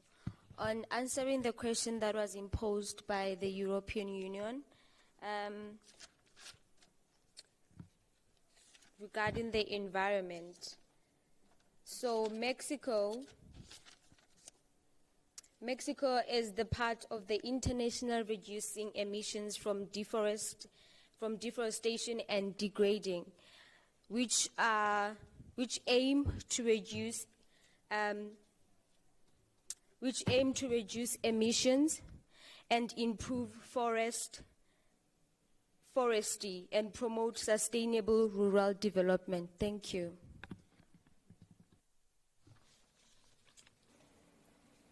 France, you noted. Thank you so much, Honorable Speaker. Honorable Speaker, firstly, I would like to ask, why is it that when a question is directed to South Africa, then you're giving them an opportunity to speak, but then when a question is directed to other countries, they're not given an opportunity to speak? You have to recognize other countries before them. That is my first point of order. And another one is that Russia, you made a comment about France. We did not quite hear what you said. You were not audible enough. And then I had the speaker from the honorable members from is it the United Nations? I hope I'm not wrong. They mentioned that instead of judging developing countries such as South Africa, we should actually help. Germany and France should actually help. Firstly, Germany has brought German cars into South Africa and they have increased the rate of employment in South Africa. And let us talk about how France has brought designer goods into South Africa, which has also created employment in South Africa. So we are actually helping out. Now I'm coming back again to question the integrity of BRICS. What has BRICS been doing? And the honorable member from France did mention that we're saying they make bags. I did not say bags. Firstly, I said designers, not bags. Yes, China is commonly known as replicators of original stuff to non-original stuff, and that is a fact. And Chairperson, you're out of order. Thank you.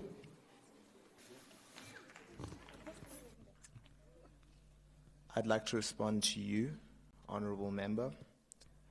To answer your first question with a question, please let me know a country that hasn't gotten a chance to speak in this debate, and then I'll be able to entertain the rest of what you're saying.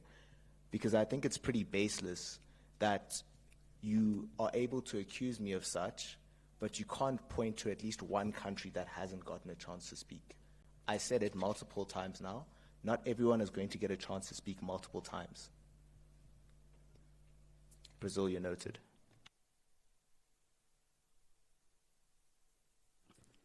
Thank you, Chair. I heard the European Union make a comment about Brazil and us sharing some sort of, I don't know, agreement. I'd like to hear what that actually was so I can properly respond to that. Thank you. United Kingdom, you're noted.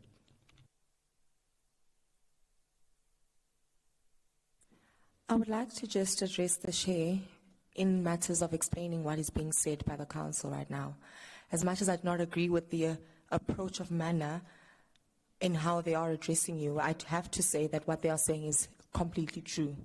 I had written a note to you earlier on, but I chose not to send it because I thought it would change.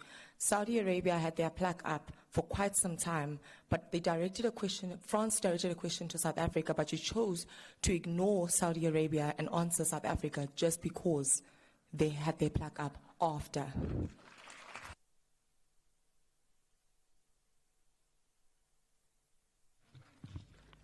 My ignoring of countries is not intentional. There are multiple nations here. Saudi Arabia, if you'd still like to ask a question, you may.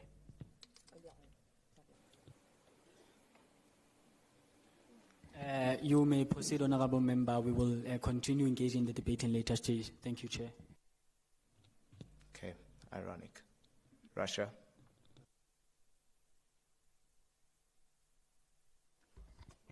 Thank you, Honorable Chair, and to all members of the Honorable Summit, all protocols observed. Now, we would like to issue out a point of order to Saudi Arabia, just to align to them that if you had a problem with BRICS, you shouldn't have entered at the first place. And for you to come and enter, then question the integrity after, shows the incompetence of your leadership. To continue, France, now if you're targeting developing countries who want to develop other African countries so that we can gain control of what is naturally ours, you're actually disadvantaging people who are not getting that much privilege because of you have designer fashion and all of that. So I am saying to the countries here of the G20 that let us partner with each other so that we can trade skills. Now in Russia, we're proposing that you trade STEM expertise and education. In return, we have the lowest unemployment rate, which is standing at 2.3. And in exchange of that, you offer the STEM education to us, and while decreasing unemployment in your country, and meanwhile in our country, we are gaining momentum in terms of the STEM development and increasing our employment rates and our skills development. Thank you. For the sake of anyone else who would like to make scathing remarks about countries that are trying to contribute to this debate, Italy is a country that hasn't gotten much of an opportunity to respond. Italy, you are noted.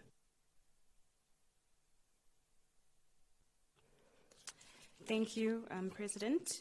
So Delegates, I just urge you that we remember what we came here for today, and I would just like to clarify Italy's stance and emphasize what we hope to do today. There is a huge mismatch between skills and careers, and we aim to reform the school curriculum by making sure that learners gain soft skills, internships, and apprenticeships. Same thing. We are willing to challenge this issue, but only under the condition that our PCTO model is implemented and integrated in schools. Thank you. I think Italy does a good job at trying to turn this debate back to what it was intentionally about, and not about the manufacturing processes of different countries regarding bags. But South Africa, you're noted.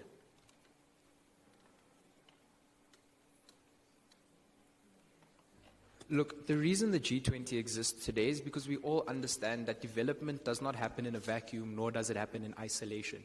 We need to be willing to work together to form solutions. That being said, South Africa needs to affirm its position as a proud BRICS nation and address France when it says that no country is, or that one country is eating. We need to understand that China is India and South Africa's biggest trade partner. South Africa is one of China and Russia's biggest trade partner. In that light, then, we are not here to fight with France. We are not here to fight with any other country. We're here to find solutions. So we don't think France can rely on the Paris Agreement, which South Africa signed, by the way, for much longer. I think France has the money and the ability to help African nations change, and we think that they need to be using that ability instead of just trying to snipe other countries down. Thank you, South Africa. Germany, you're noted. I would like to begin on the fact that most of the African countries, I feel like because of the past injustices, now you're blaming everything that we are trying to change in the future now, as we are ironic if we're saying about Africa needs to change in certain aspects. We came here trying to introduce a vocational program that can outreach, that can help developing nations into learning skills for Industry 4.0, where they can be taught AI, technology, new technology. But then we felt like we are being attacked on our past and how like it happened. But we are trying to make a reform. We are trying to make collaboration with the different nations and the different countries. We introduced our vocation, like we also did introduce our vocational training, but instead they asked a question about hydrogen. They never asked about the thing we introduced. Instead they went to something else that you didn't respond to the thing that we were speaking on about. Instead you went on to something else. Thank you. Mexico, you're noted.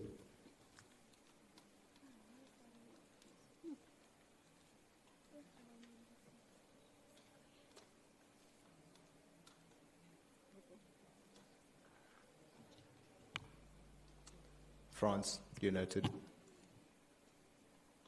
Bonjour. So I would like to dedicate this question to Russia. How do they aim to implement what they are saying, because they have a mismatch between education and labor? Many university programs are not aligned with current job market needs, leading to graduates who are overqualified or trained in outdated fields. And also, employees increasingly value work experience over degrees, but universities often lack strong internships and co-op programs. Masiku. Russia, you're noted.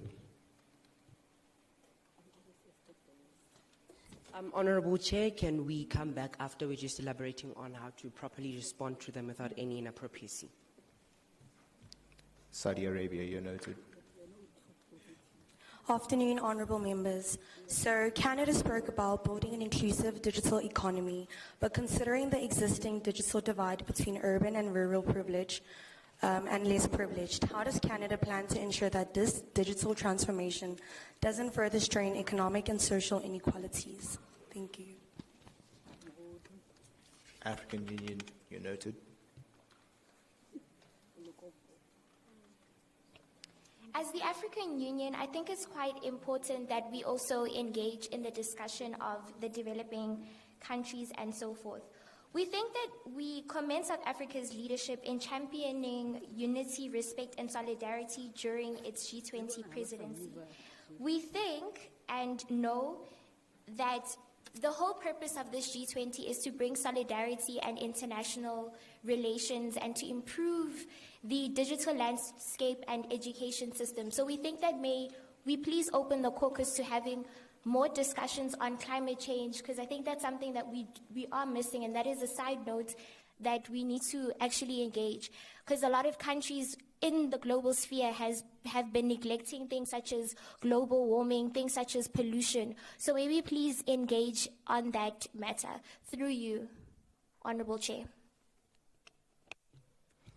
I will do that as soon as possible. United Kingdom.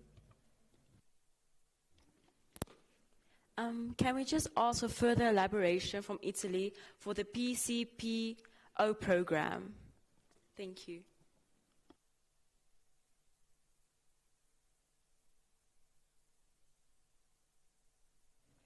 Indonesia, you're noted.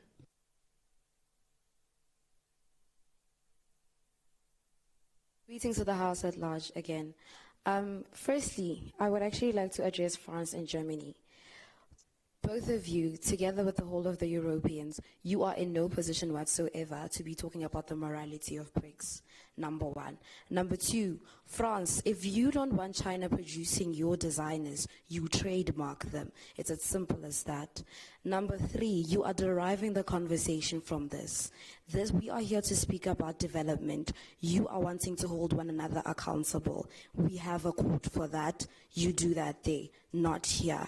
Number four, I wanted to address the whole thing of a gap between the job market and the education.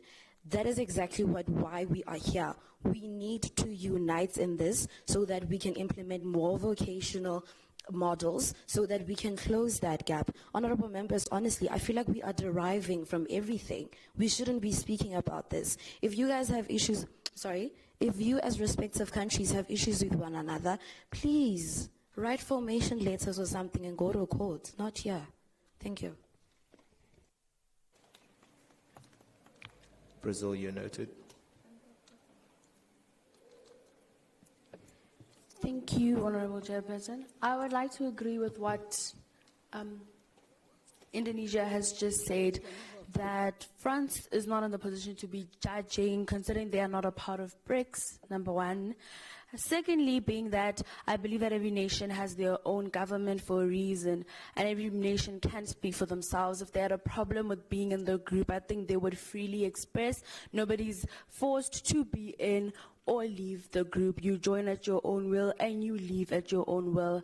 And France, being a European country that is very well resourced, has been in positions to help some BRICS countries that have been in need before, however has failed to, and we have received support from our fellow BRICS members. So I think it's very unprofessional for you to speak in matters that you're just not involved in. Australia, you're noted. In this clash of opinions, we've noticed that Japan imports over 85% of its wheat, and it also has limited bread and focuses on... Australia, you're inaudible. Can you please... I'm sorry. In this clash of opinions, we've noticed that Japan imports over 85% of its wheat, and it also has limited bread and focuses on rice farms. Australia can provide Japan with high-quality wheat for food production and wool for textiles, helping strengthen Japan's food and material security. Australia is a major exporter of liquefied natural gas and is developing green hydrogen, helping Japan reduce reliance on fossil fuels from unstable regions. Thank you. France, you're noted. Bonjour again. I would like to address the matter of the fact that France has the money to help, but then it is failing to do so. South Africa, Honorable, you are correct. France has the money, right? But we are also a country. We cannot give free outs. France is very much open to invest to any country. I do not think we have any law stating that a certain country is not permitted to ask for investments from France. So if you are asking for give outs and free outs, unfortunately, we are sorry we cannot do that. We can give out investments and we can also gain something. I don't think you can open a business whereby you just give out the product. Thank you. Argentina hasn't gotten a chance to speak, so Argentina.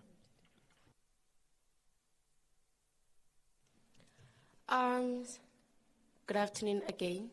Since the Honorable from Indonesia stated that we must get back into context, now I can ask a relevant question. Given that the African Union's Agenda of 2063 prioritizes inclusive growth and sustainable development, what concrete mechanisms and financial commitments is the African Union willing to implement or strengthen to all urgently address the deep educational inequalities that are faced by rural communities, especially when these gaps directly undermine Africa's long-term development goals? Thank you. Russia, you're noted. Thank you, Honorable Chair. Now just to state a few things, just as we are back in context.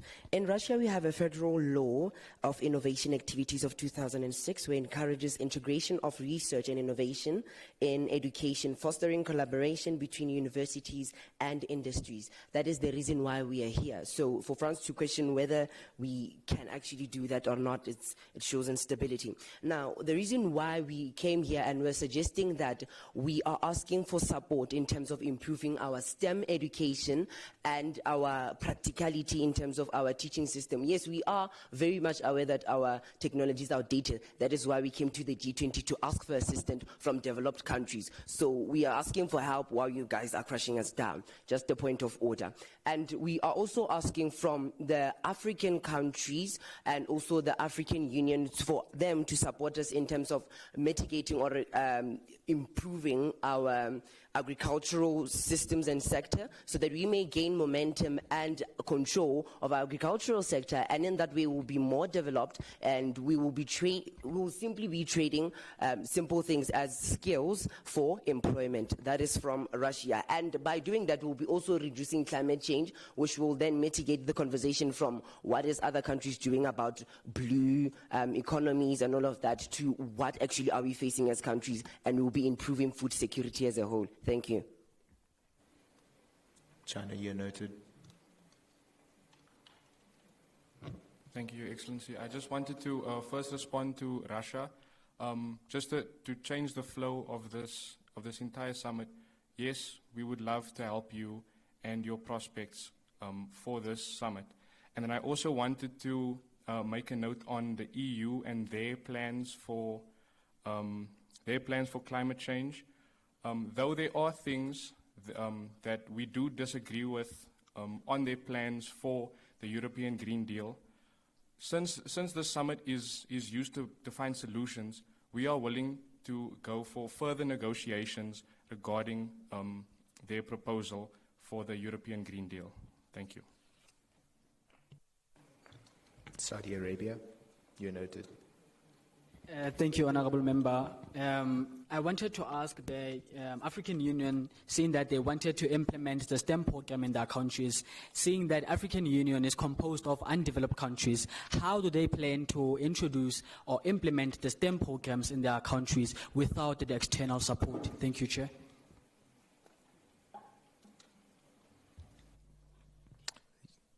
The United States. Thank you, Chair. Just to track back to what Brazil said, when you say that France has no right to ask about something that they're not a part of, you are actually incorrect. Say for example, you guys have a weak military, and if you wanted to join NATO, obviously you would want to find out more information about NATO, how you're going to benefit. So you have every right to ask about NATO and even question the integrity of NATO. So you cannot say that another country is not allowed to ask about the integrity of something else that they're not a part of. Thank you very much, Chair. Canada, you're noted. Thank you, Honorable Chair. This question is for USA and the EU. So as Canada seeks to strengthen educational and digital partnerships with the European Union, especially through credentializing systems, youth mobility, and innovation funding? How can both the EU and United States help ensure that such collaboration is protected from future geopolitical disruptions, economic protectionism, or policy divergence that could jeopardize long-term impact on our youth? Thank you. South Korea, you're noted.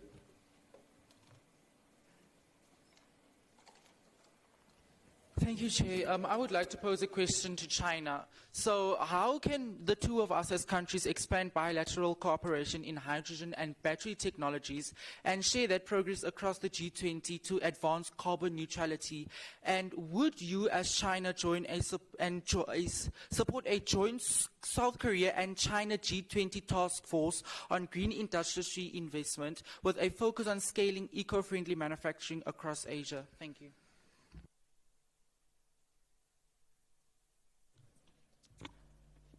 South Korea, head of state. Australia approached us saying that they would support us in our needs, and they wanted defense cooperation and trade agreements. Could you please elaborate on this proposal that you have given to us? South Africa.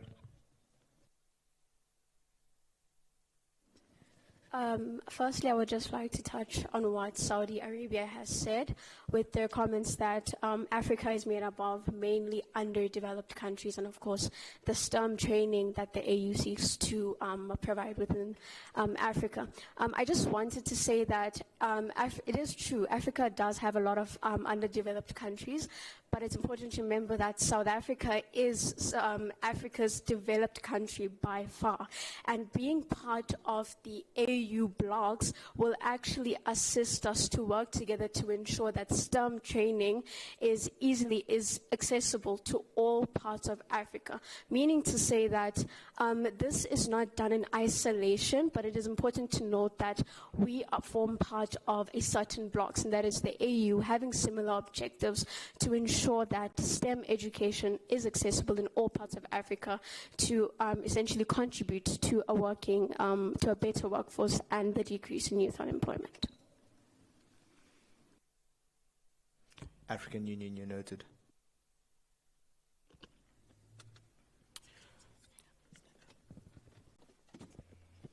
Thank you, Chair, for that.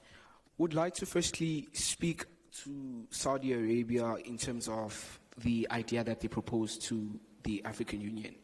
We don't think that's a viable question that you can ask, especially in this House at large. At the end of the day, we think that we are here to work together. One of the themes of the G20 is solidarity. We don't understand why you're going against this idea. But secondly, going to the idea on Russia, we think that is a great idea, sure. But not to diverge from everything that we are here for. We think it's important for us to understand that we need to get solutions for education and not tackle one another. Countries like the United Kingdom, countries like Saudi Arabia have looked into our ideas. Are there any other countries in this House who would like to benefit from this? Please engage. Japan, you are noted. Thank you, Speaker. I just wanted to respond to the Honourable from Australia. They said they're going to provide us with foods-related supplies. We just want them to elaborate on that matter by sending a letter over to the Japanese delegates. Thank you. European Union.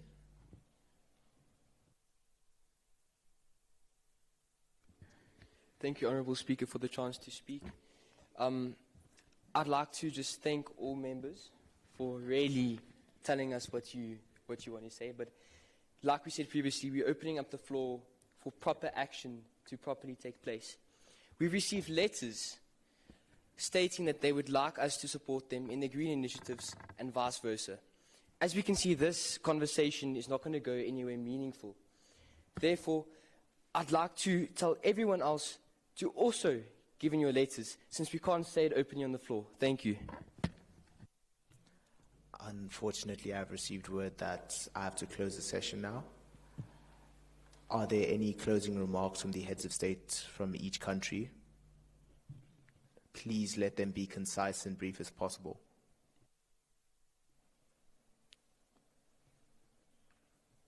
India, you're noted.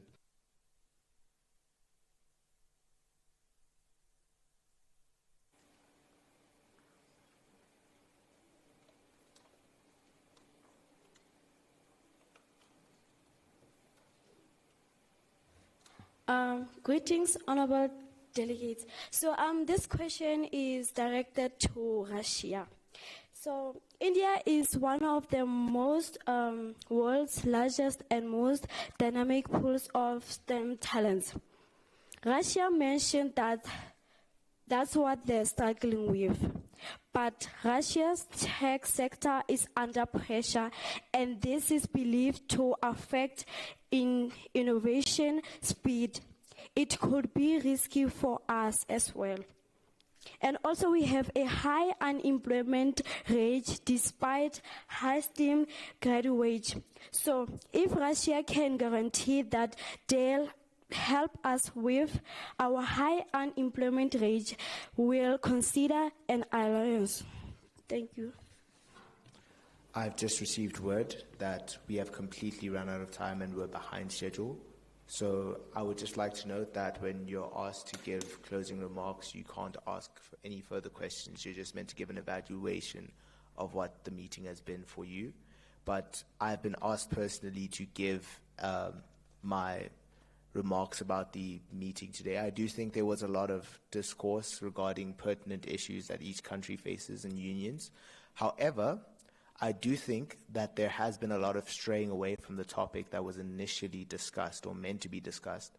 And that's something that I would think is a very, very big disservice to your countries, especially if you're going to be representing them at such a grand level. I, as a chair, have done my absolute best to ensure that every single country gets at least 2 opportunities to speak. I don't think I've missed many countries. I also don't think it's a good reflection as a head of state or a delegate for your country to whine on an international platform saying that you haven't received enough chances to speak or respond. I don't think that's fair. You're on an international platform and you're expected to act professionally. Further than this, I hope that the following G20, after this, you would have learned how the actual procedure would go, and that scathing remarks aren't a very good reflection of your countries, and your countries don't deserve that. I'm exceptionally grateful to have been given this opportunity to host the Junior G20 Summit, and I would just like to say from the bottom of my heart, thank you. I thought it was fun, and I had a really great time. I hope you did too. Thank you.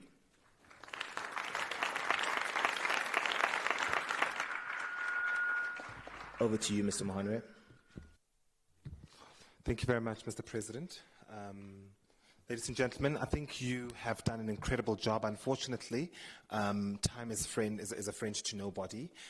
Yeah, I mean, we've got places to go, things to do, and yeah, we have been pressed for time. We do know that we started about an hour or so later, and I think you would have loved for the discussions to go further. You were not able to, yes, I know, right? You were not able to do your resolutions and such, but I think you guys have now created, a part of history that is, honestly speaking, worth documenting. Once again, give yourselves a round of applause. I'd like to call up Mr. Fumulani Nedididi from the City of Johannesburg to come and assist in handing out the various awards. These are small tokens of like commendations, and to I think, and especially how you have all presented yourselves today, Mr. Fumulani Nedididi. Let's give him a round of applause. We're going to start with commendations. Of course, Mr. President, you were not a competing delegate. However, you are the 10th commended speaker today because of the fact that you will have to come and give the awards and hand over the different awards together with the official from the City of Johannesburg. So can we give our first commended our first commendation to the President of the Republic of South Africa. Mr. President, please can you come down and receive your award? Let's give him a round of applause.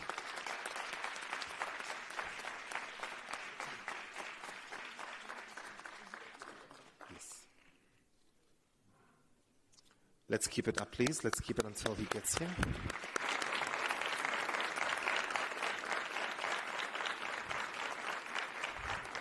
Mr. President, well done. I think you chaired the session very, very well today. And I think also as the Mayor of the City of Johannesburg, I think you've represented the city quite well. Mr. President, I'm going to ask you to stay there.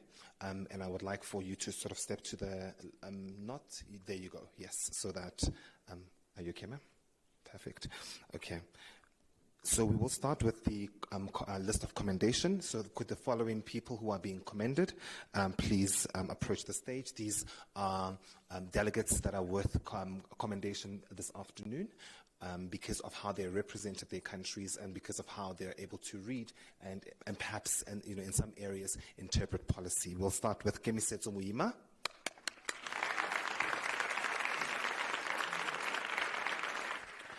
We'll call upon the President of Italia.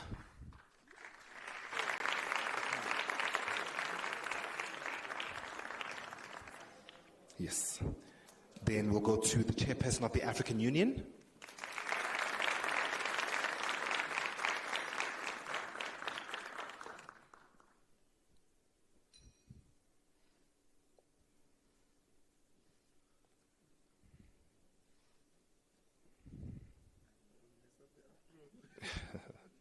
An Africa never be messed up. There you go. We'll go to Boitumelo Ramalepe.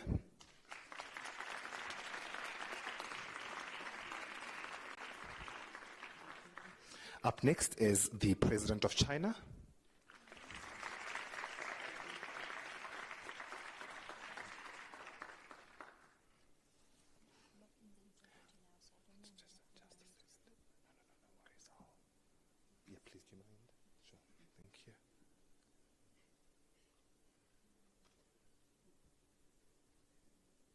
Thank you very much.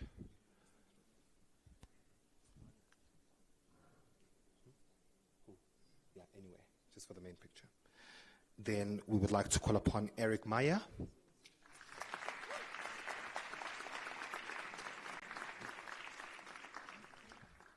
Let's give a round of applause to Joshua Lemenkis.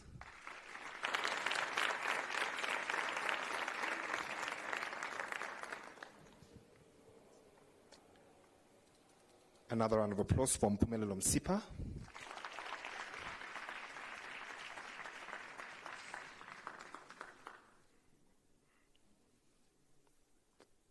And last but not least, ladies and gentlemen, let's give a round of applause to Jude Hutting.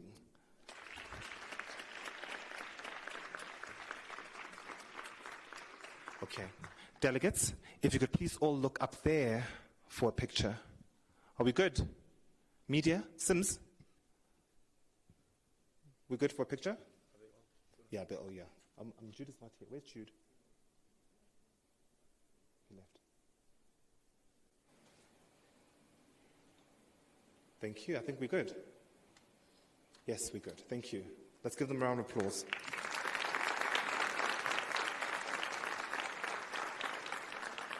Up next, we've got the best delegation negotiators. Mr. President, please remain. The best delegation negotiators, we would have the delegation called Lesego Manchidi.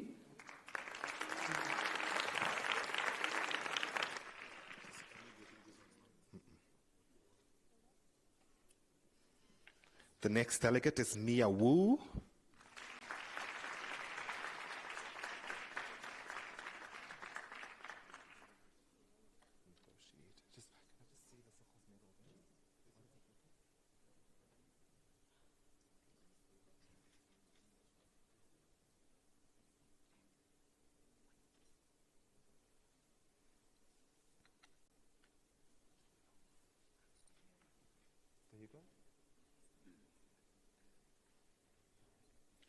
Up next is Unam Buyeye.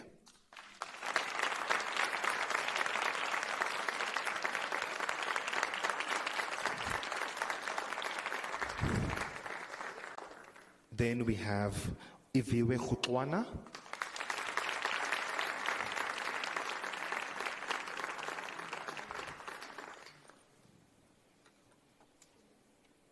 And last but not least, we've got Lisa Kanyabungu.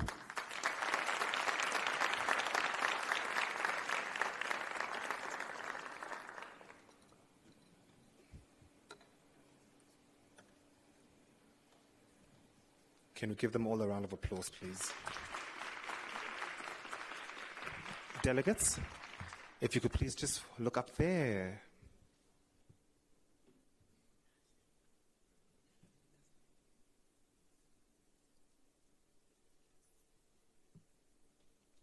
Okay, thank you. Let's give them a round of applause.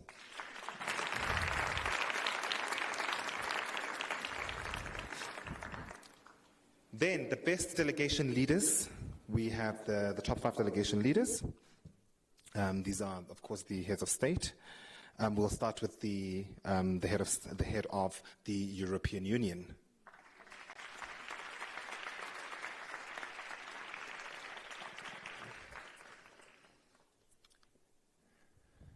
These were based off of negotiating as well as the opening statements mostly. Then the head of Turkey.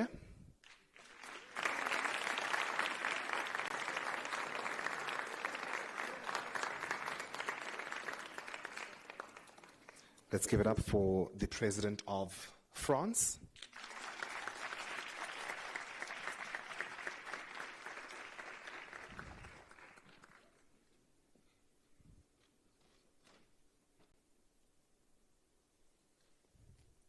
Let's give it up for the President of Japan.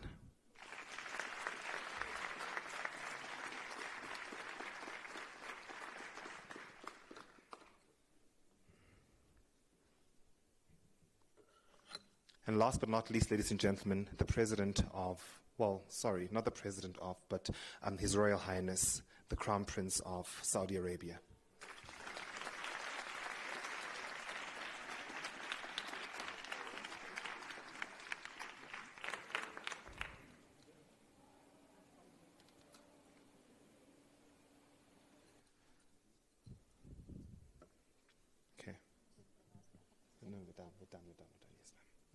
So can we please all look up there for a picture? Okay. We good? All right. Thank you very much. Thank you. Let's give them all a round of applause. Well done. Thank you. Yes, yes. That brings us to the end of our awards. Ladies and gentlemen, it's been a great pleasure. Of course, there is no official closing statement, as this is an ongoing negotiation. But you are more than welcome to keep your placards. You're more than welcome to keep. I think just to keep them as a memento and so on. It is very, very, very, very, very important that you do so. Thank you very, very much. Thank you.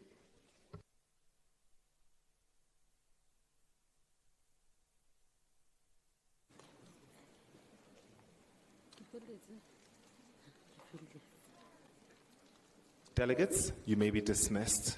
Thank you.